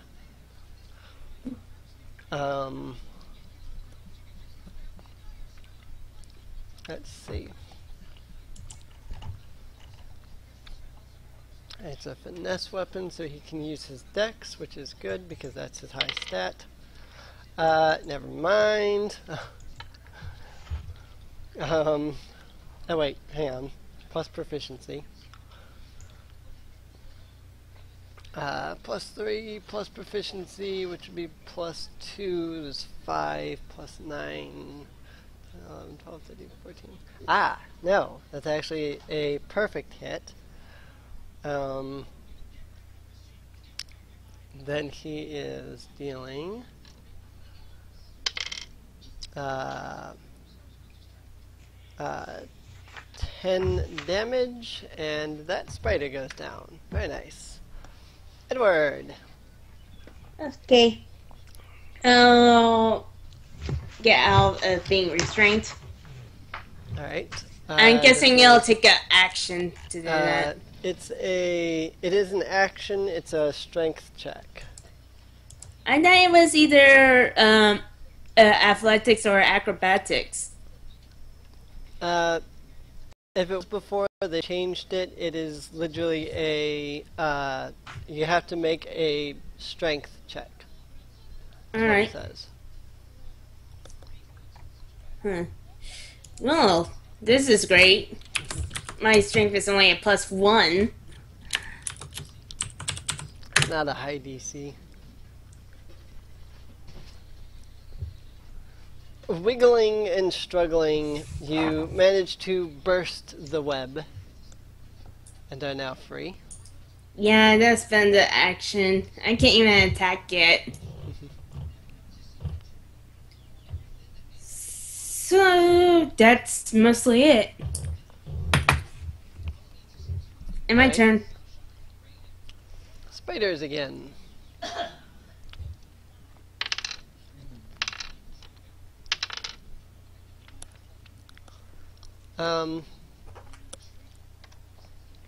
So two of the spiders are going to walk up to Edward and Rastafan.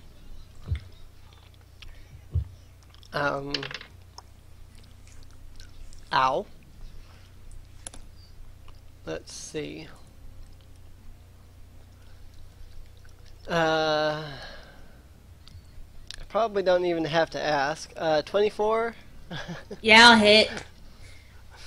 I'll use my reaction to do uncanny dodge. It has the damage. Half damage? Yep. Alright. You make a con saving throw. Alright.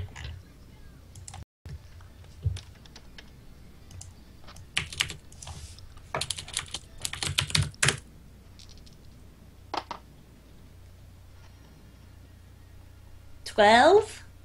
That does indeed do it. In that case, whopping 6 damage. Well, at least it's not so much like last time, but ow. I'm bloodied.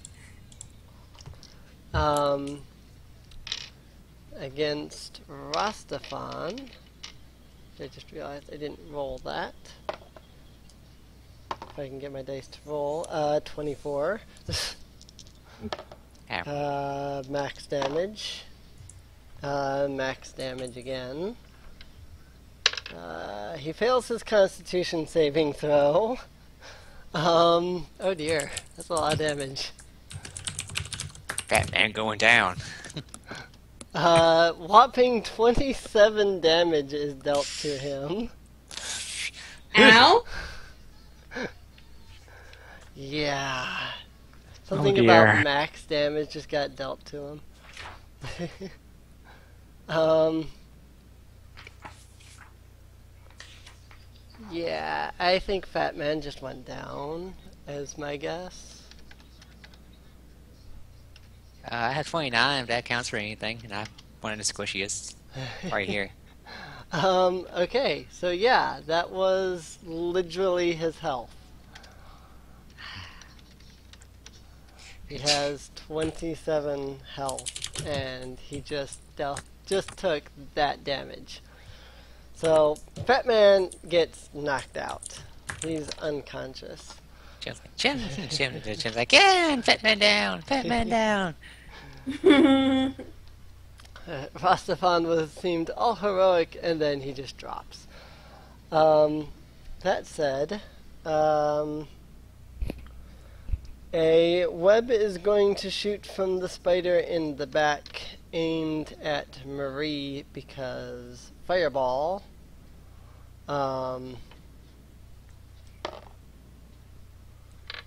With disadvantage, that's not a d20. With disadvantage, 15. Yep, I have 12 AC. Alrighty, you are restrained. Oh, And that is the spider's turn. So, it is Selena. Yes. What is your Okay. initiative? So, once again, an action will be used to tell the bear to attack. The bear, yeah, that's a 5. That's gonna miss. Okay, then she will attack with a 10. That's unfortunately a miss. Dang it! Okay. Well, that's all I can do. Marie. This I wish I could use Chim because oh, hold on, I could do it. Let's see. Hashtag strength. Stag strength.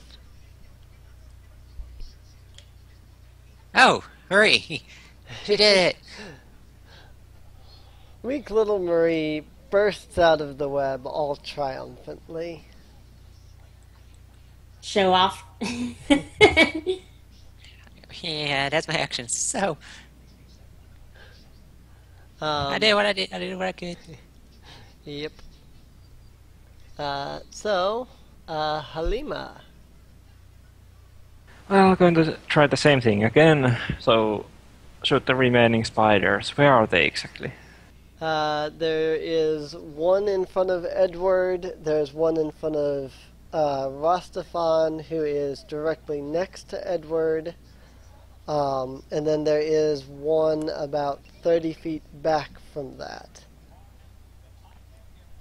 Well, I'm going to try to shoot the one next to Edward. Let's see. Alright. 8. That's a miss. And again. 15. That is a hit. And how much was it again?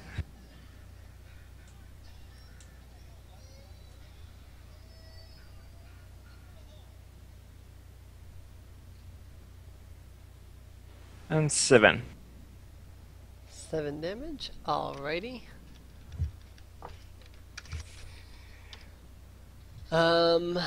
Anything else? I suppose not. Alright. Rastafan is going to fail his death saving throw. Edward. Is there any of my allies standing next to me? I think Selena's standing right next to you. Plus, Rastafan was next to you, but now he's unconscious. And is there a spider next to me? And Yeah, Her. there's a spider directly in front of you, and thus adjacent to her. Her black bear would also be adjacent to it. well, There's a I'm going to black get spider into there. flanking. All right. So yeah, I can finally deal some damage. If okay, 1d 3 was 6.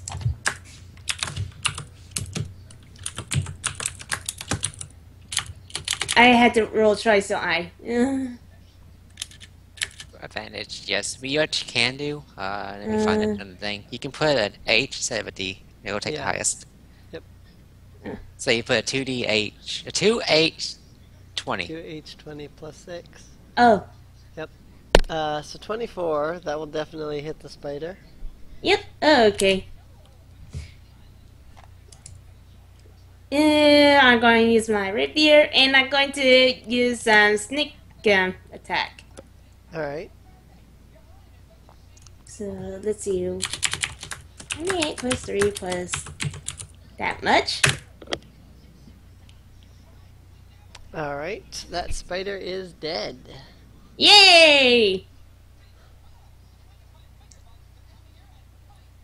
And I will in my turn. Alright. And it goes back to the spiders. In that case, the spider in the back is going to spit some web at Edward. Never mind on that. The one directly in front of Rastafan is going to move over towards. Well, actually, it doesn't need to move over. Edward would be adjacent to it. So swinging 15. At me. Yeah. Reaction. Reaction. So my AC will be 18, so it'll miss. Alrighty. In that case, it is Selena. Alright, so let's try this again. Bear. I'm really hating my rolls right now. A 1 That's X. and a 4. Really? You don't have any Sheesh. strength modifiers or proficiency or anything to add to your attacks? I mean, the 1 you can't do anything about. And 4 you probably can't add enough to it. But I could add +2, but that won't. yeah, that would just do 6, which wouldn't do anything. Yeah.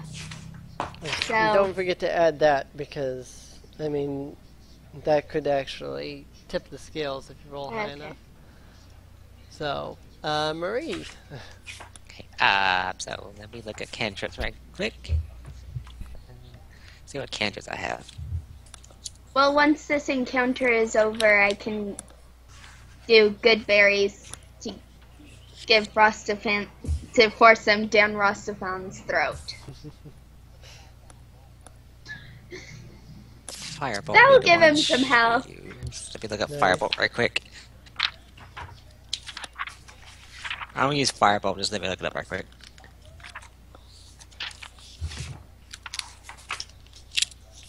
Making up Firebolt. Yes, I am almost there.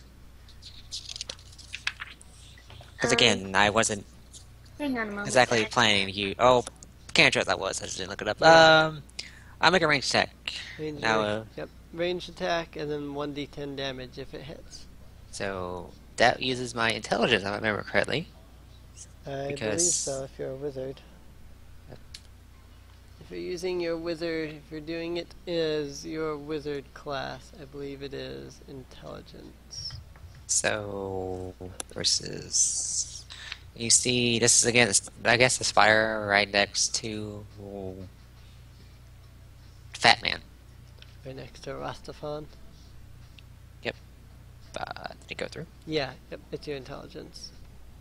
Okay, 13. Yep, it just went through. 13 will miss. Oh. Well, I tried. Oh, Halima.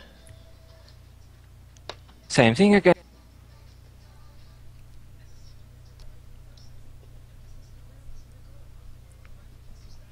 Okay, The one next to Rastafan, I mean. No, against the one That's against 7. Rastafan. Ugh. And 22. 22. There you go. 9 damage.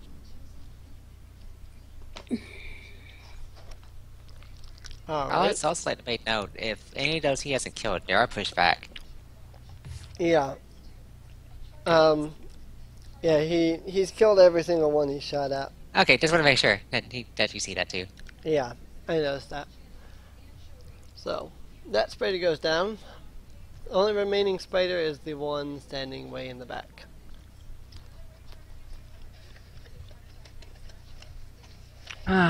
Turn ends here. Hey, Rastafan succeeds his death saving throw. Edward. I go over to the last spider and get into flanking. I think that was by itself. Yeah, I think that was by itself. Oh, by itself? Yeah. Okay. Never That was- mind. I'll just if I hit it then. Yeah, that one's 30 feet away from the entire rest of the group, so it's way back there. You know what? No, I'm not going to go up to it. He's Okay, going I'm to back. pull. He's going to go ahead and pull his hand crossbow and shoot at it. Alright. Oops. What did I do? You rolled a 1d1s. Oh, oops. You forgot to put the hashtag. Hey, you got a Yes. one. What? I don't know. Just re-roll that. Cause, Yeah. confusing. It's like, what did I do? You rolled a 1d20 plus 6 plus 1d1s. Hey, 15. Alright. Good. So yeah, that's a hit. Yeah. The ideal is, if I'm not close to it right now, might as well stay away from it. Because Right. I only have 13 HP left. Okay, damage roll is, okay, 1d6 plus 3. Oh, 5? Really? 5. Well, Oh well. it's hurt. It's definitely hurt. Alright. In that case, spiders. The spider is going to save on his fear check. The spider is going to look at everyone, and he's going to he'll run forward at Edward.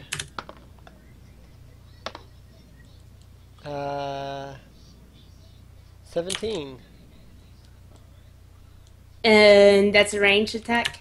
No, that's That's a okay. melee attack. Okay. He's Reaction! Miss! 17? Miss? When I use my reaction. Okay. Never. It's, Yeah. Well, I thought it gave you. Wait, what does it give you for your AC? it gives me, it adds a proficiency to it, so it's plus 3 to proficiency, and I have an AC of 15. Oh, okay. So it's yeah, a it would be 18. 18. Alright, so then, yeah, that's a miss. Alright, Selena, Yes.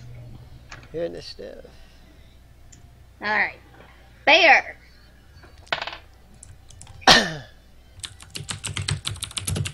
Um.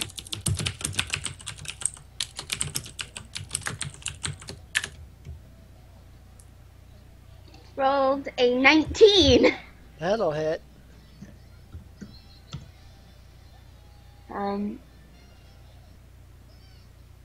So, D6. Whoop.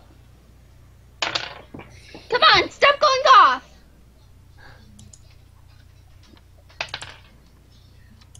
And 8 for piercing damage.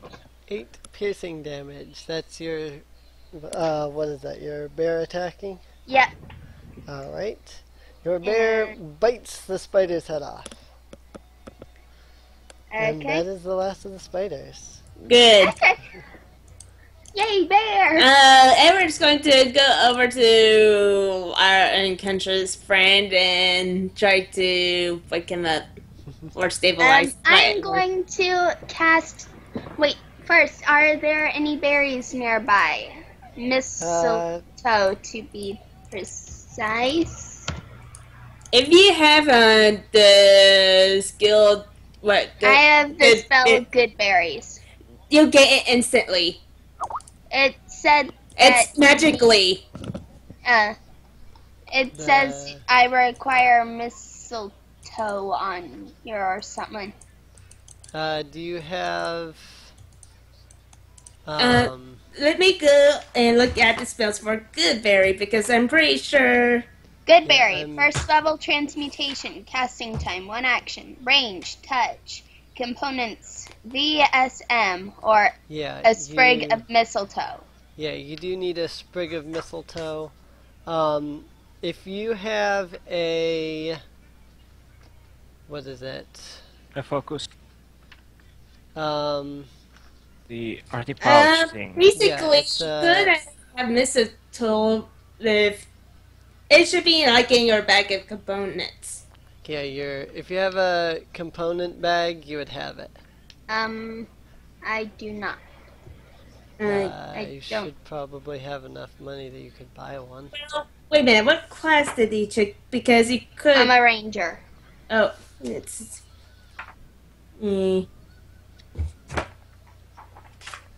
I'm just going through this quickly to see. I don't even know where component bags are listed. Rangers don't get the component pack actually. It's They don't? they had to buy it. That sucks. Yeah, that means most of the spells you have you can't use until you actually buy one. Great. Yeah. You could just say that you bought some. It's not a big deal. Yep, because we all started with 200 gold. Yeah. Okay, then I bought one. How much would that cost? Okay, let's see. Probably not much, if anything. And I'm not seeing it immediately in here. it's in here. I know. 25 GP gold pieces. The what? 25. 25 gold. 25 gold Yep. for the bag or Component pouch, yeah. component pouch. Okay. Okay. I Is didn't see it in here. It's in the adventuring gear, 150. Okay. Oh, okay. Component. Oh yeah. Yeah. If you have 25 gold, you can just buy yourself a component pouch, and that will give you the mistletoe and stuff like that automatically. So. Yep. That's just the easiest way of doing it. Okay. If you have that, then you can just wake the guy up. Yep. Okay. So I have a component pouch. Yeah. Creature can use its action to eat 1 berry. Eating a berry restores 1 HP. You know, if he So we're died. gonna force it down his throat. Yep. Alright. You know, if he died, I would just go and sell the carriage. He forced the good berry down his throat. He wakes up. Once he's awake, he reaches into his pack. He draws out a healing potion. Wherever those are. I think it's, what, 2d4 plus 2? Oh, wait. Actually, no. He would use this new item that's in the DM's new rule thingy that just came out. I'm sorry. I was just thinking, do you have a version of healing for everyone? No? Then pay away. It is a potion of greater healing, which I am not immediately seeing. Meanwhile, I guess Selena could give the berries to Edward at least. Yes.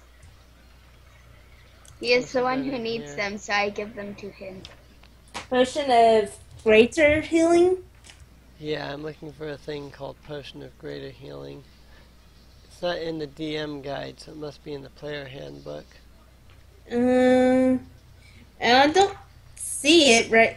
off the bat, but let's There's a see. potion of healing. Potion of greater healing was a thing that I saw somewhere. I don't know where. It was in 4th edition. No, it was something in 5th edition. I saw it, but I don't know. Oh, it's in the. Sorry, it's in the Horde of the Dragon Queen supplement. That's why I couldn't find it. I was looking in the wrong spot. Yeah, potion of greater healing. That's what I figured. 44. It's basically like drinking 2 potions of healing. So he will restore 15 HP with that. That would be 16 altogether out of his 27. Alright. So, the spider's dead. You are free to continue on for that. Being on the tree, getting the short rest while riding. Yeah, you can short rest while you're on the. Good. Does that those Thingy. good berry bits with it? So from that, everybody gains 200 experience. Alright. So everybody should be Progress. at this. Yep. So that said, I'm going to use tools to do the whole short rest thing. yeah. I don't want to spam. Yep. What is it that Rastafan gets for his hit dice? Do. He's a level 3 bard.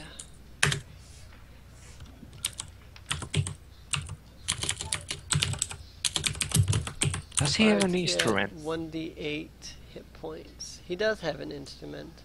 That's right. You guys get a bonus because he's a bard. The Song of Rest. You all get an extra 1d6 hit points on a short rest.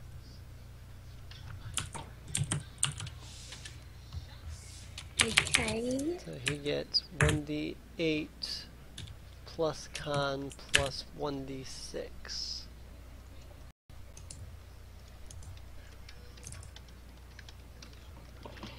So, well, he's back to full health without a problem. He rolled a 15.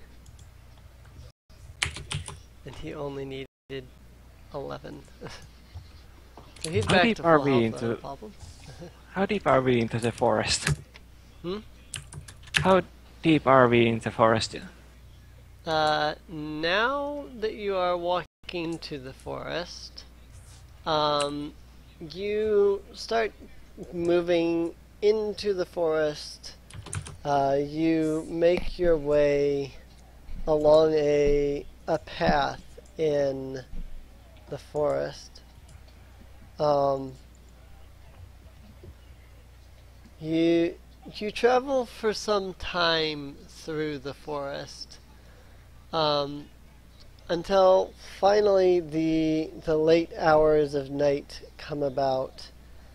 You finally make it just outside the other end of the forest. If you're looking on the map, you should see a city called Ashabenford.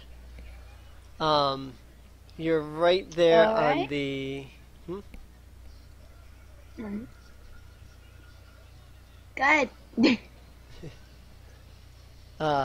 You're. If you're looking at the Daylands map, there's a city called Ashabenford. If you follow the path northeast from there, you'll see a little edge to the forest where the path is.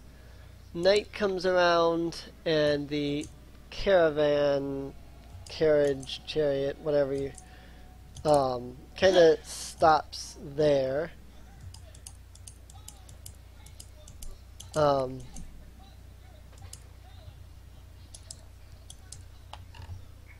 You the chariot stopped there for the night. Rostafan steps out from the carriage. He lights a little fire, starts cooking some food. You all eat. Night comes, night comes about, and you all decide to take a sleep. Is anybody going to stand guard while Me. I doing so? shall.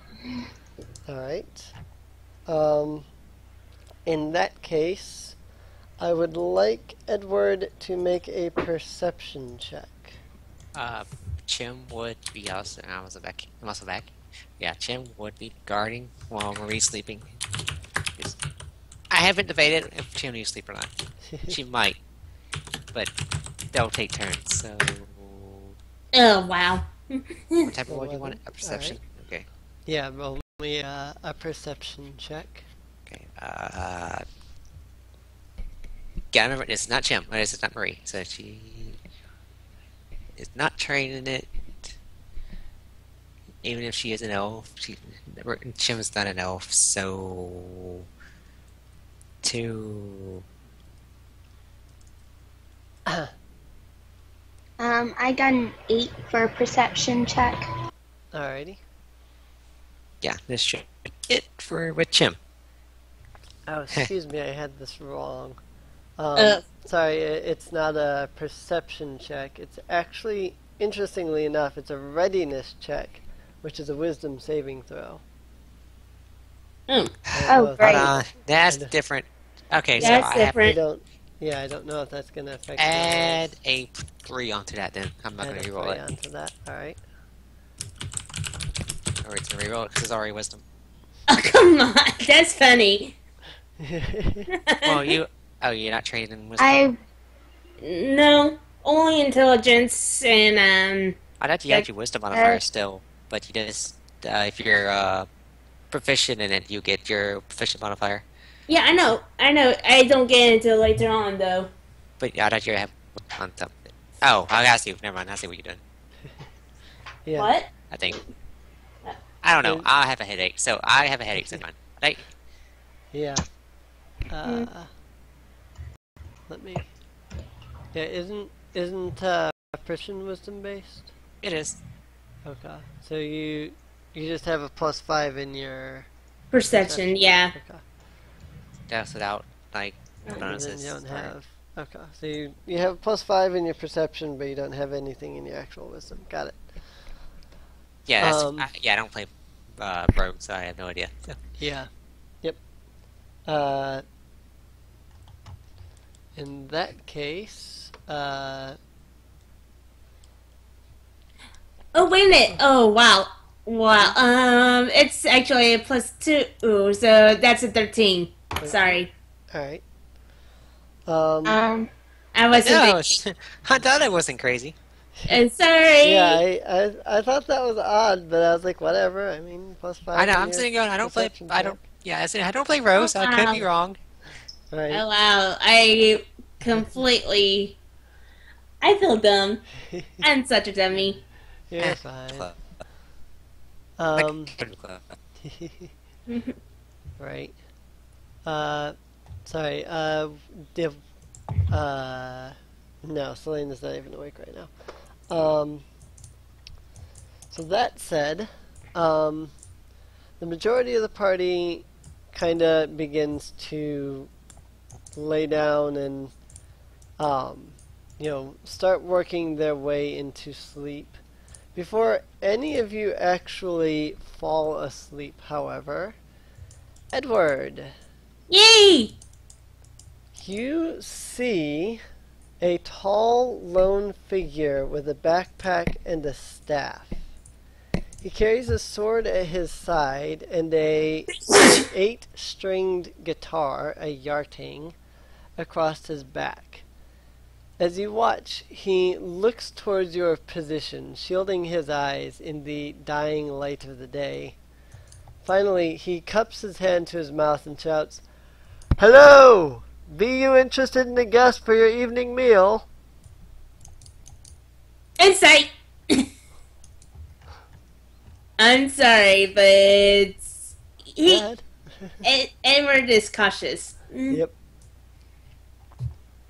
Okay. Go right ahead. Oops. Come on, shorten. I'm going to shorten that one though, because honestly, I need to see both. Okay. God. I can't type. Oh wow. Apollo is not. He seems trustworthy.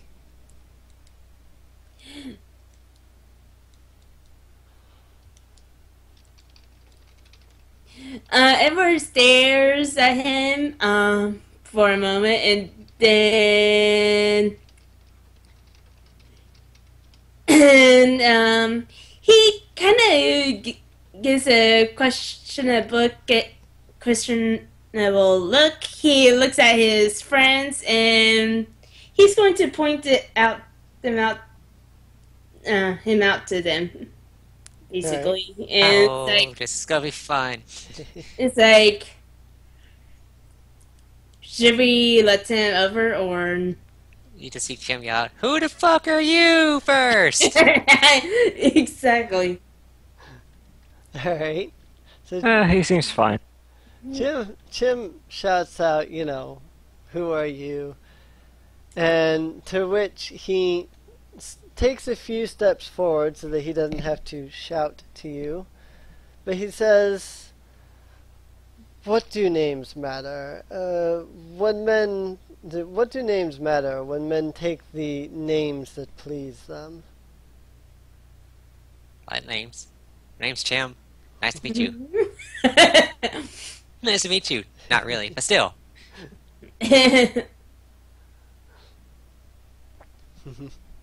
He nods to you and gives you a bow and says, it is nice to meet you, Chim.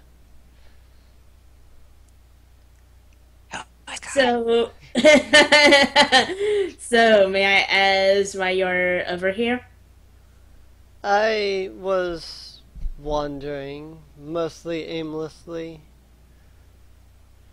I happened to be walking along my way, found you all, figured you seem like hardy adventurers. As an adventurer myself, I thought, why not? See if I could sit with you for a meal.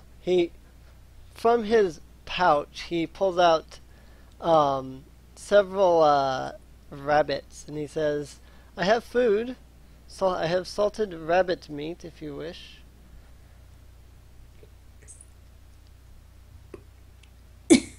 Straight into danger. Anyway.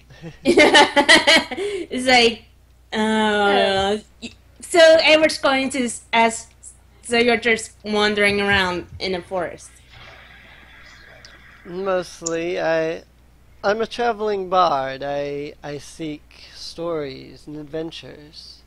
I have quite a few tales, if you would be interested in listening to them. Of course, I would be much more interested in hearing your tales. After all, I could sing of your great deeds. Is this a good time to do another insight, or I do not seek fame or fortune.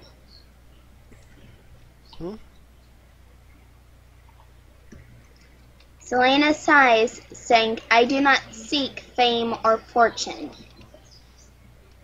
Ah, well, perhaps then I could tell you some of the stories that I've heard. I have heard many stories over the years. not as crazy as the stories I heard? I sing shit, man. Anyway. Actually, there's a reason Edward said that. I figure it's... Yane would know. Yeah. If someone else other than Edward would like to make an insight roll, you always can. Because, come on. He's Alright, I'll make an suspicious. insight roll. Parliament And my doesn't- d20 rolls off my table. Reroll. Okay, I got a 15 counting my proficiency in it. All right. Now where did my d20 go? My first one. Um, Okay, found it. Asking that is a good point. yeah. With your 15, he seems trustworthy. He doesn't seem to be attempting to do you harm or anything. There's that roll. Oh,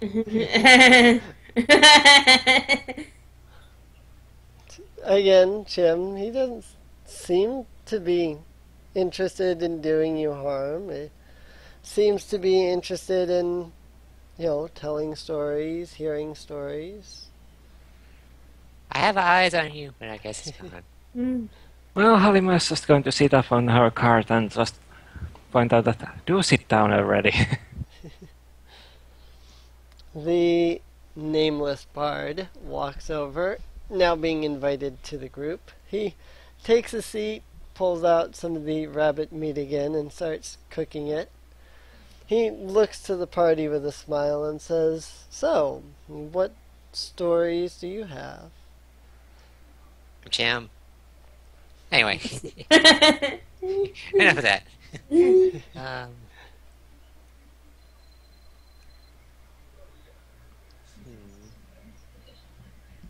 we killed demons. That counts for anything. They killed demons. Very interesting. He scratches his chin for a moment and says, "Ah, wait a minute. I've heard of a group of adventurers. They call themselves the Demon Slayers." Well, actually, people called us that. Oh, well. Yes. I was just about to ask if that was who you were, but you have confirmed it for me. Well, it is an honor to meet you. You have done this land a great service from what I have heard. And we're nuts. In some way.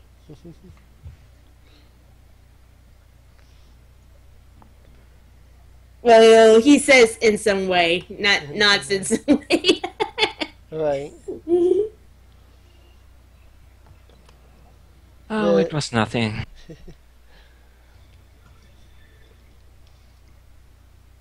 So the bard just continues cooking his rabbit meat.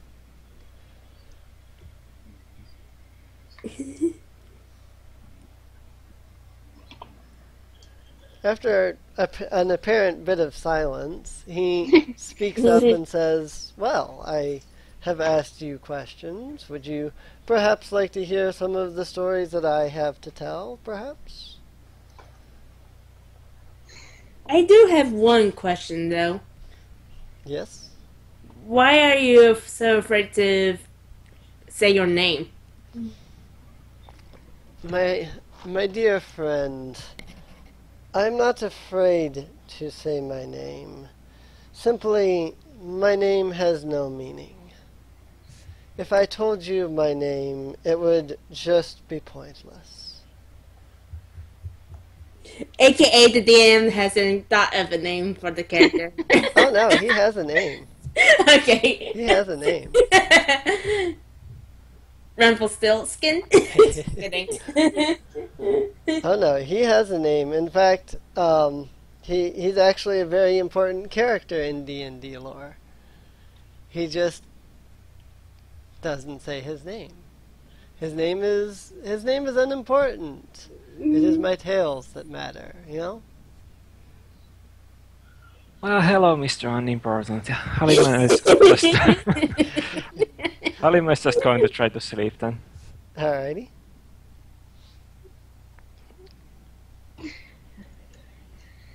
Oh my. He'll grab some of his rabbit meat and start eating it and kind of watch you. Are you interested in any of my stories? All you need to do is ask, and I will tell you anything you wish to know that I may know. I don't mind about you telling any stories. Really, I heard so many already growing up. I gotten used to listening. And Go ahead and tell your tales. Rastafan will nod and he'll think for a moment. And he'll say, what tales to tell? That is the question. So many good tales. Do you perhaps have anything of which you would like to know anything of? You are, after all, apparently on an adventure, perhaps. I'm trying to think of what you want to know. Armory. Well, is there something recent from the desert? Well, I mean, you guys are on your way to Tilverton. Check out the Curse of the Azure Bonds and... How did you know that? Acacia. How did you know that? He's at no. That's the DM. Yeah, That's DM. that was DM saying it. I thought that was... I thought that was player saying it, not DM, or not character saying it. Mm. So... Yeah.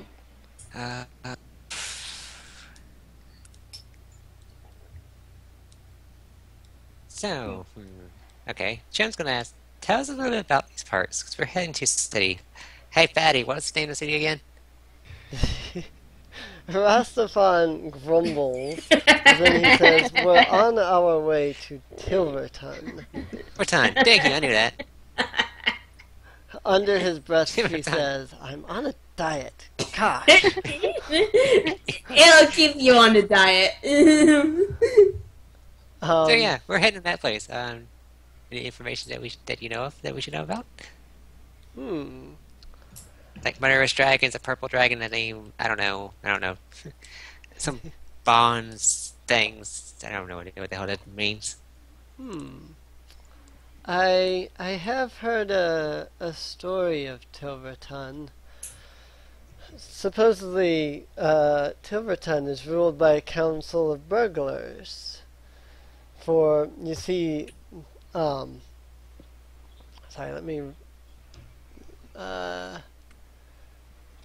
is ruled by a council of burgers. Burgers. Burgers. I may have misspelled that wrong. Let me double check in the original. I'm looking at mine and... You mean burglars? I'm thinking burglars, but give me a second to... Yeah, It's double check almost that. copied word for word from the original. I may Burgers. have just mistyped. Council of Burgers. Sounds Like, yummy. Yeah, I thought that was odd too. That's why I'm looking. Hang on a second. That would be. Do they have very French fries? cool. Are there resistance French fries? No, it actually does say burgers. It is spelled like that. Close enough. Let's go eat. maybe I see. I think they're Oh, I haven't had a burger in so long. Yes, look that up. A burgher in this may refer to a citizen of a bureau A civic. or town, especially one belonging to the middle class. A resident of Berg in northern Britain, which obviously that isn't. As in medieval European cities, a social class from which city officials could be drawn. It sounds like basically what it means is instead of like the high class ruling, it's the middle class that seems to be ruling. Yeah. Tiverton is ruled by a council of the middle class, but the real power was held until recently by the Lord of Tilverton, the cleric Gari of Gond himself. However, he's disappeared as well, and perhaps he ran off with the princess, Princess Alucia Nacacia, I believe, was her name. Or maybe he went into hiding after the Cormyreans arrived in Tilverton. I'm not entirely certain. Speaking of the Cormyrians, for that matter, and His Majesty, the Purple Dragon of Cormyr, he's supposed to be arriving in Tilverton sometime in the near future. The official word is that he will be meeting with town leaders about the occupation of the city by Cormyrian troops, and offering the town the chance to join the nation of Cormyr proper. The scuttlebutt in the courts of Cormyr say, though, that His Majesty is more interested in recovering his errant daughter. Interesting. Speaking of his daughter, she's the youngest and most strong-willed child of the king.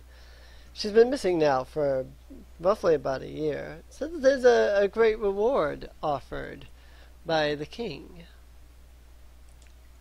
Maybe. Strong-willed, you say? Probably she disappeared on her own, maybe? It is possible. Sounds like an adventurer.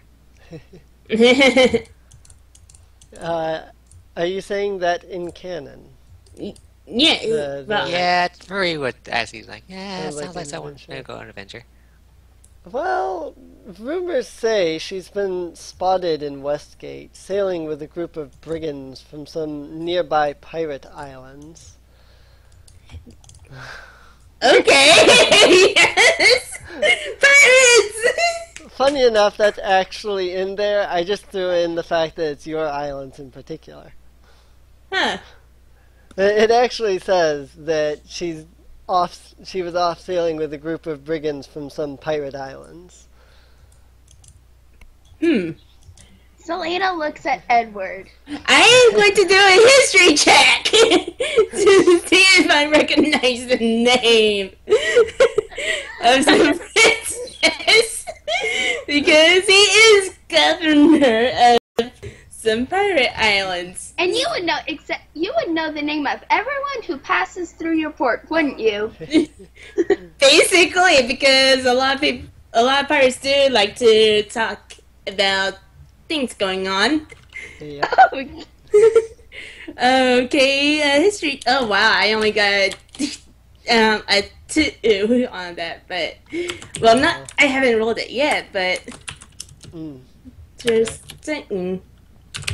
Roughly how long has it been since you've been to your islands and had any real talk and whatnot with the residents? Edward probably wouldn't stay to longer than like just a few months. He would always visit back to check on things. Alright. Check on Like- his booty. I mean, what? Once every 3 months at No. most. Now you that say? you... Sorry, go ahead. It's fine. Go ahead. Oh, yeah. I was gonna say, now that you think about it, the name Alucer Nicatia does sound vaguely familiar. You seem to recall that someone by that name came through a few months ago to your islands.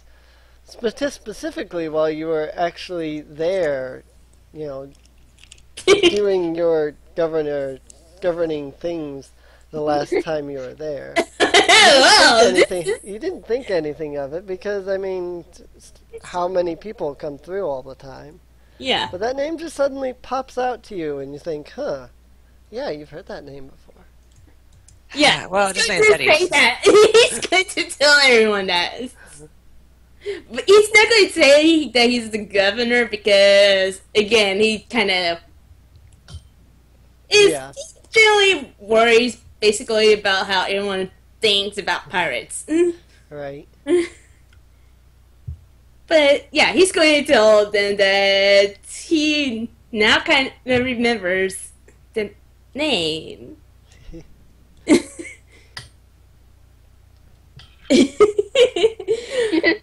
Yeah, that's funny how his backstory is actually part of the campaign now. Right. Yeah. Huh. Now, Well, now Tim's like, really now? Oh hey, what's your name? the Yeah, She's trying to be nice now. It's like, oh hey, I think we're starting to get wine jobs done. Did you actually meet her, though? No. You see, a lot of people tend to talk on uh, where I come from. So, if no one questions why he knows it. Well, we also been traveling there for a while now. Right.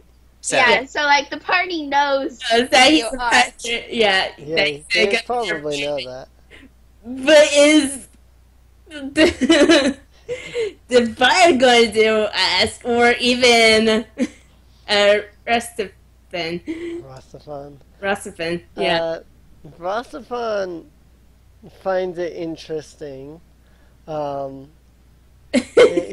actually speak up to that and say, "So you've heard you've heard of the princess? She came to the islands you're from. Interesting. Hmm. And earlier you stole my envelope. Just coincidence. The bard, on the other hand, just kind of nods at you and he says, well, I suppose that is that.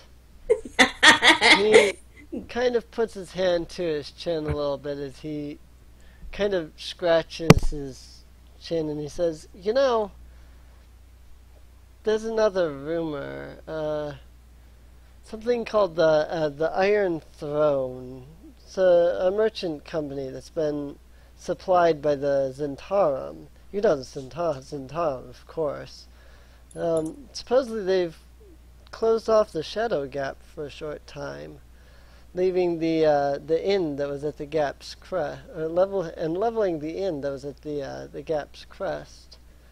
Supposedly a band of noble adventurers defeated the creature who held the inn, a Kalmari particularly. And since then, a new inn has been erected on the spot. They call the new inn the Gulp and Swallow. Ah, Marie, you're not going there.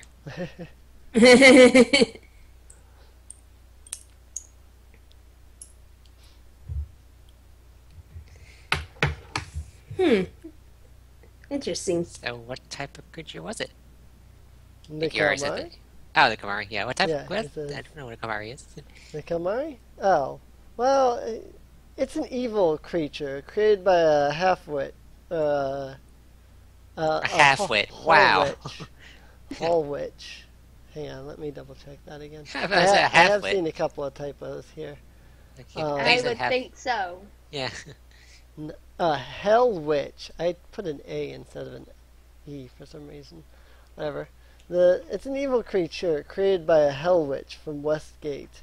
It's dead, of course, though some of her creatures live on. It's a huge black cloud with a gaping mouth and is often cloaked in stolen human flesh, looking normal until it chooses to destroy others. The Red Wizards of Thay, the Zentarum, and even the Iron Throne, they all were said to have these hell creatures at their disposal. Well, they are useful. Speaking of the Red Wizards of Thay, it seems that Oh they've yeah, Chum's had like, oh, that son of a bitch. it seems that they've had a bit of a shakeout. I don't know, something about an unsuccessful attack on the witches of Rashomon. Apparently a number of powerful refugees are setting up power bases outside of Thay.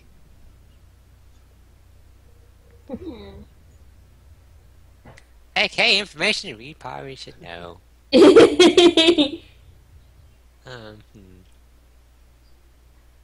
It sounds.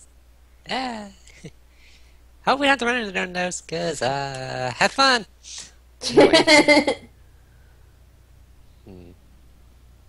What else would Shem ask or Bree ask?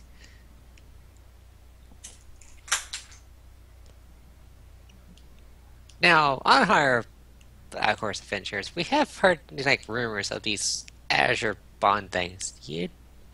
What the hell do you know about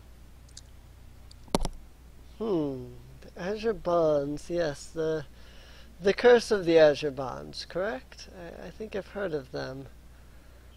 Like, Chim kind of shrugs. It's rumors I haven't picked up. He thinks for a moment.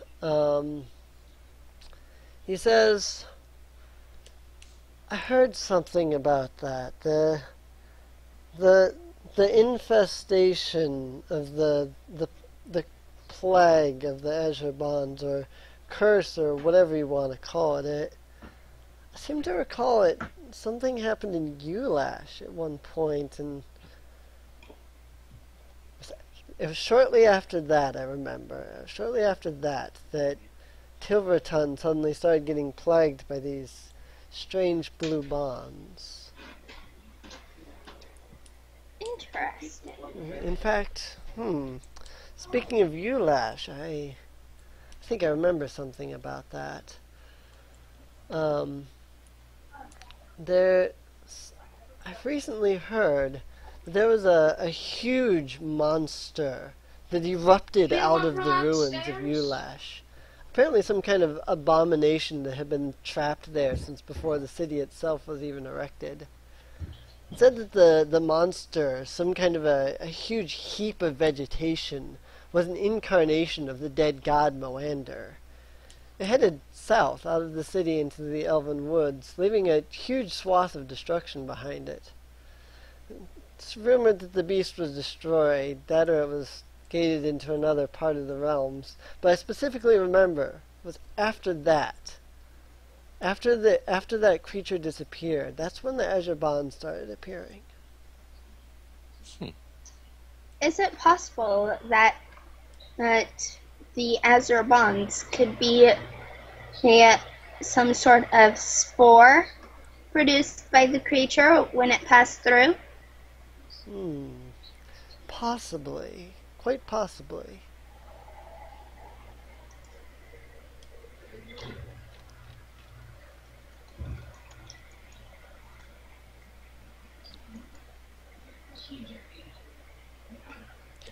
He just reads Chim decides, we'll have to deal with that, don't we?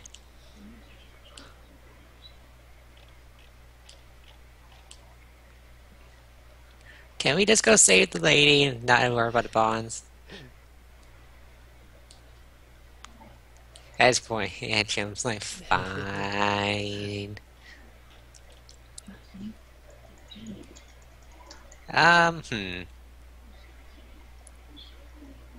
What else would they ask? I have nothing else.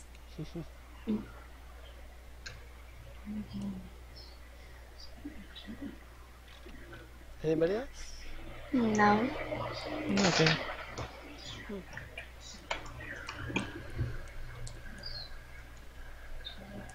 Alright. The bard notices that you're all fairly silent, and he pulls out his guitar thingy, whatever it was that I called it earlier, because I don't immediately remember. Yarding. He pulls out his yarning. He starts playing a little tune on it. Starts singing away and whatever.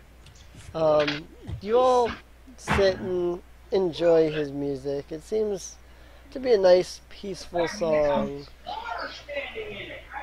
As night grows closer to, as night gets further along, the bard states, "If you wish to sleep, I could stand guard. I understand you most likely do not trust me very much, but..."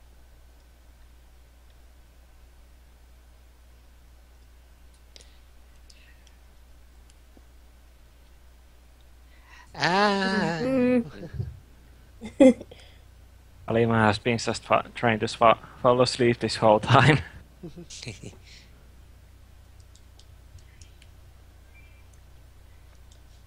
Alright, well. I'm gonna be up for a while. I can watch you. I have eyes on you. Edward is going to someone stay up as well, but I guess you can, in a way, we could take shifts, but Yeah, just take shifts on the guard. Keep Mhm. an eye on him while he's doing whatever it is he's doing. Mhm. All right. With that, the group takes shifts on guard. Um, at one point, just before day, one of you goes to awaken the other, awaken the last guard of the night. As that person awakens and begins to look around, they notice the bard has mysteriously disappeared. so as a player, can I ask who it was? Um, Is he gonna come back and haunt us in our graves?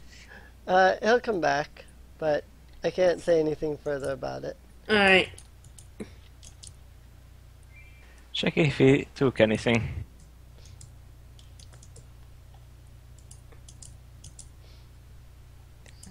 Let's see.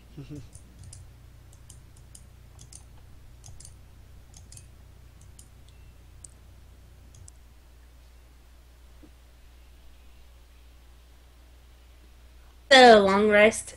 Yep, long rest. Yay! Good thing I didn't use up a potion. I will note he did not take anything. Those that were working with him on the guard, he seemed nice, calm, peaceful, always willing to talk and whatnot. Okay. As far as you could tell, he meant you no harm, and literally the person on guard got up, walked over to the other person that was gonna, that you were gonna wake up to go on guard next. And as you turn around, he's just not there. In a matter of about a minute, he seems to have just completely disappeared. And seriously, I don't think the fatty trusts me at all. But no. We'll be right back again. Um, I think by now he could probably fit two and two together. yeah. Rastafan eyes you watchfully as he prepares the morning meal. You all eat, hop in the chariot, or hop in the carriage, and continue to make your way on past the city of Ashabenford and off towards the mountains that surround Tilverton. As day once again comes to night, you find yourselves in Tilver's Gap, a small gap in the mountains around Tilverton. The night is eerily quiet. I'm going to need everybody to make a readiness saving throw. Okay. It's a wisdom saving throw, basically. And that's a D20. Yep, d20 plus your wisdom mod. Ig. Now, That That does would get be the an proficiency, 8. right? 8. 8. 12. That does get the proficiency if I have it right. Or does it not? Okay. It gets your, yeah. it gets a modifier. Yeah, it gets your modifier plus your proficiency if you have proficiency in wisdom saving throws. Okay, then I wrote right. Okay. That said, Uzuki? Yeah. Oh, yeah. I just got back. Oh, okay. Wisdom saving throw. What's the same joke? Okay. Yep, wisdom saving throw. Good thing it's the same as this one, so whiz. Well, it's the same thing. Wow. Why are you guys copying me? Everybody rolled right about the same amount. That's I know, that's weird. there was an 8 in there, but otherwise everybody rolled about the same amount. That's pretty interesting.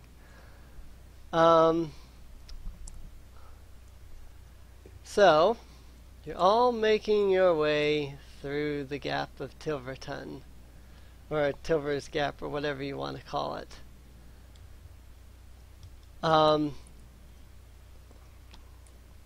As you make your way through, the night seems eerily quiet. Suddenly, all of you, suddenly, something spooks your horses. Calm it down. Calm it down. The horses rear back in fear of something, you don't know what. Perception check. The carriage is now stopped. Edward is going to step out and look around. See Alrighty. why. Free to make a perception check. Hang on. Selena has the spell Speak with Animals. Alright. Does that require?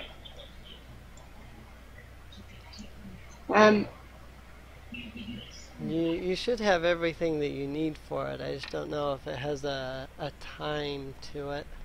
Yeah, I'm looking for it now. Yeah. Halima's going to try to see what's wrong with her pony. Does she need to do animal handling, or is it just something? It is a casting time of 1 action, and it lasts for 10 minutes. So you could cast it and just immediately use it. So. Okay. So I will cast it. For your pony, go ahead and do an animal handling to try and calm your pony down.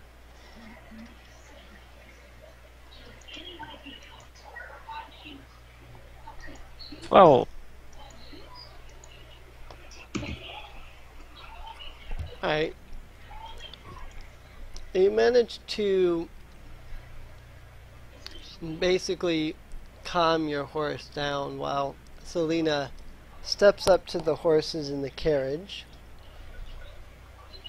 What are you going to say to the horses in the carriage?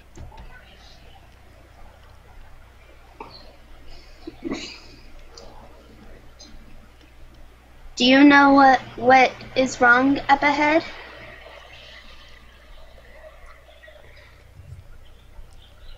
The horses look at you and they say, magic. Unfortunately, that's all you get out of the horses before suddenly something happens. What about my perception? You didn't see anything. And there's a reason for that. Hang on a second. I will explain a little bit more of what's going on here as soon as I get my thingy open that I thought I already had open. Why don't I have it open? Oh, I do have it open. There's not a PDF file. So, this is what's going to happen. Selena. Yes. Never mind, I'm not even going to ask because I'm pretty sure that a 24 will hit your AC. Yep. I need you to make a Constitution saving throw for me. And this is the Wait, one die I sweetheart. don't have. Yeah, 1d4. I have 2d4s. 12. I swear I had D4s. Whatever. Oh well. So what'd you I get? have a 9. Alright. You feel a dagger stab you in the back. You are paralyzed. You also will take 6 damage. Okay. That said, I'm not even going to ask. Edward. Actually, hang on. I have advantage on this. So never mind, I will ask.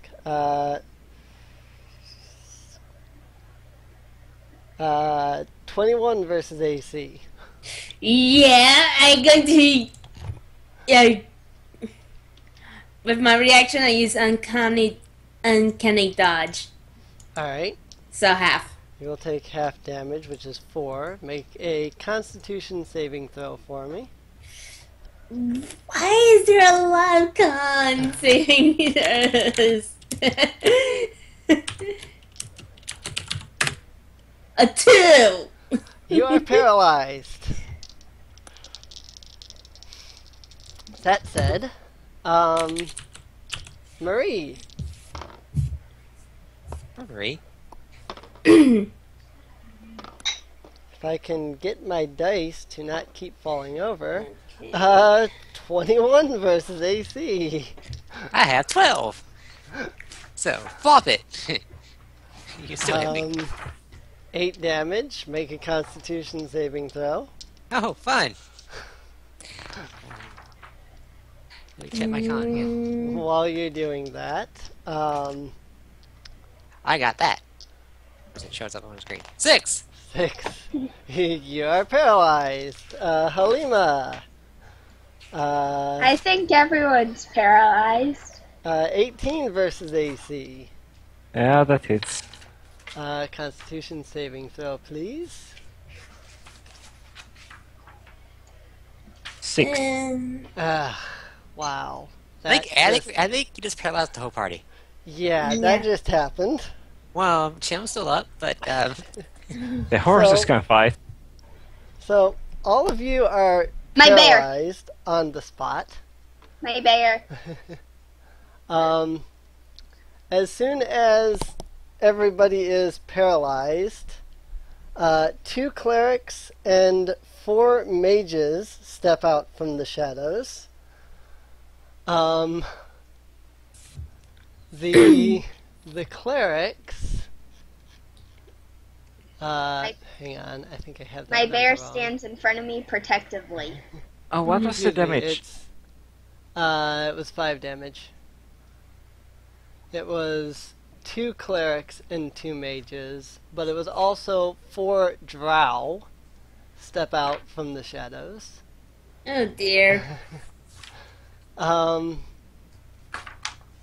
So they step out of the shadows. The drow are going to shoot their crossbows with advantage because surprise at the bear.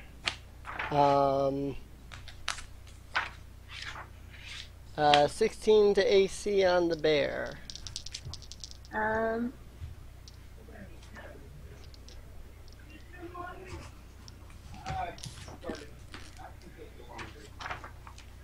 The bear's armor class is 11. Alright. Constitution saving throw, please, on the bear.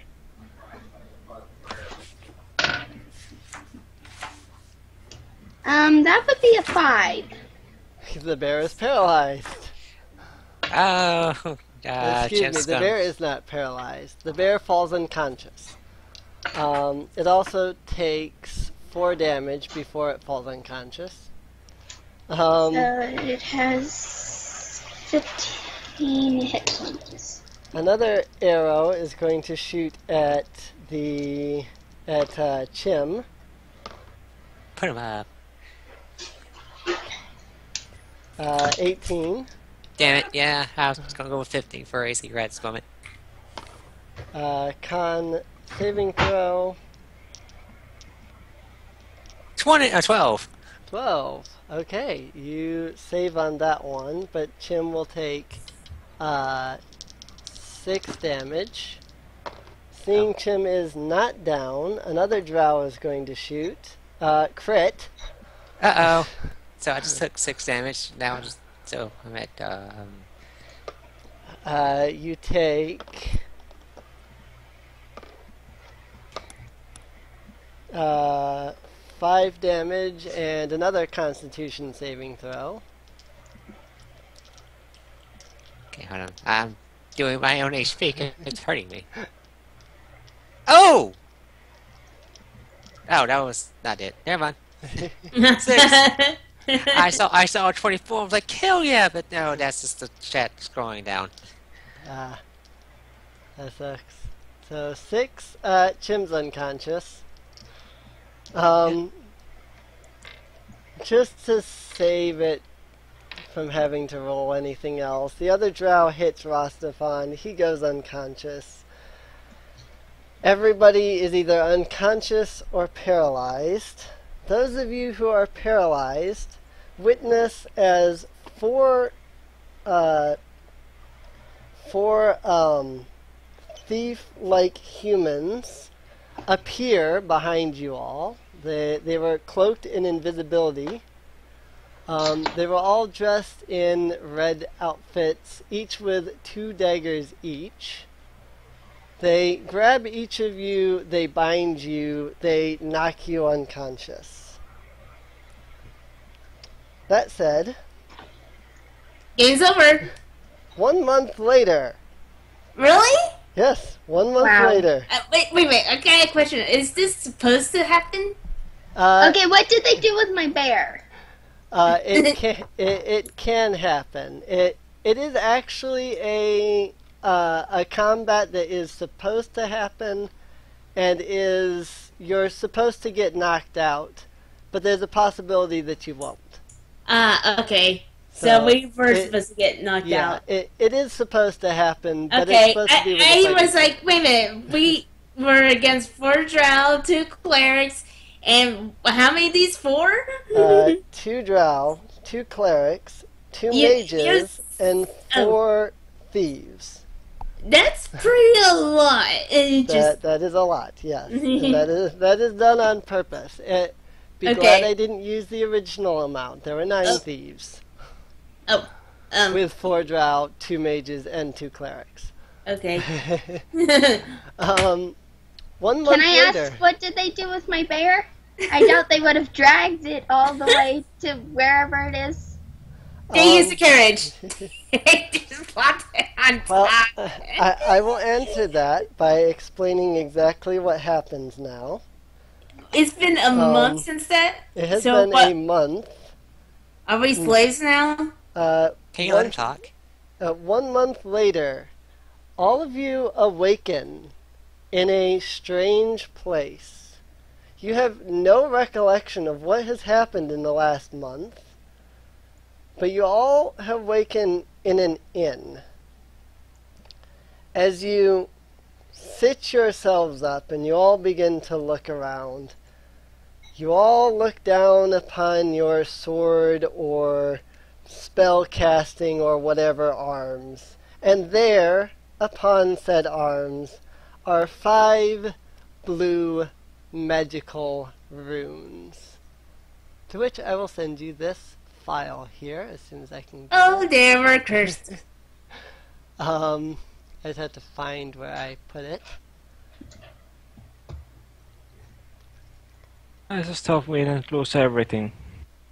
Yeah, I thought we lost all of our stuff. Very interesting. As you wake up, you notice these runes upon your arms. Selena, if you were to leave the inn, you would find your bear outside, stabled up to the inn, as well. Forgot name. Halima, Your pony is with the black bear. Rostafan is nowhere to be seen. And you are all in this inn, this one particular room, together. That said, I think that's a good spot for the end of tonight's session. Yeah, we found out we're cursed. And Jim goes, "What the fuck hit me, bitches?" We've been Went asleep well. for a whole month. Yep. A whole month has passed. Can you just see Jim go, "Those Okay, bitches." bye guys. I'm going back to my island. Well, didn't someone once say that to beat a curse, you need a bigger curse? To be completely honest with you, I was worried that you guys weren't going to get cursed. Well, That whole What? first round just went perfectly. That whole first round just went more perfectly than I could have even imagined it went. Well, So yeah, thanks for playing the first session of Curse of the Azure Bonds.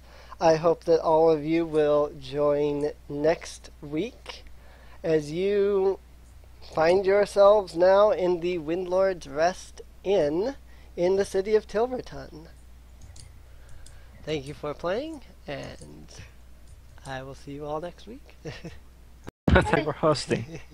they're bitches. Bitches.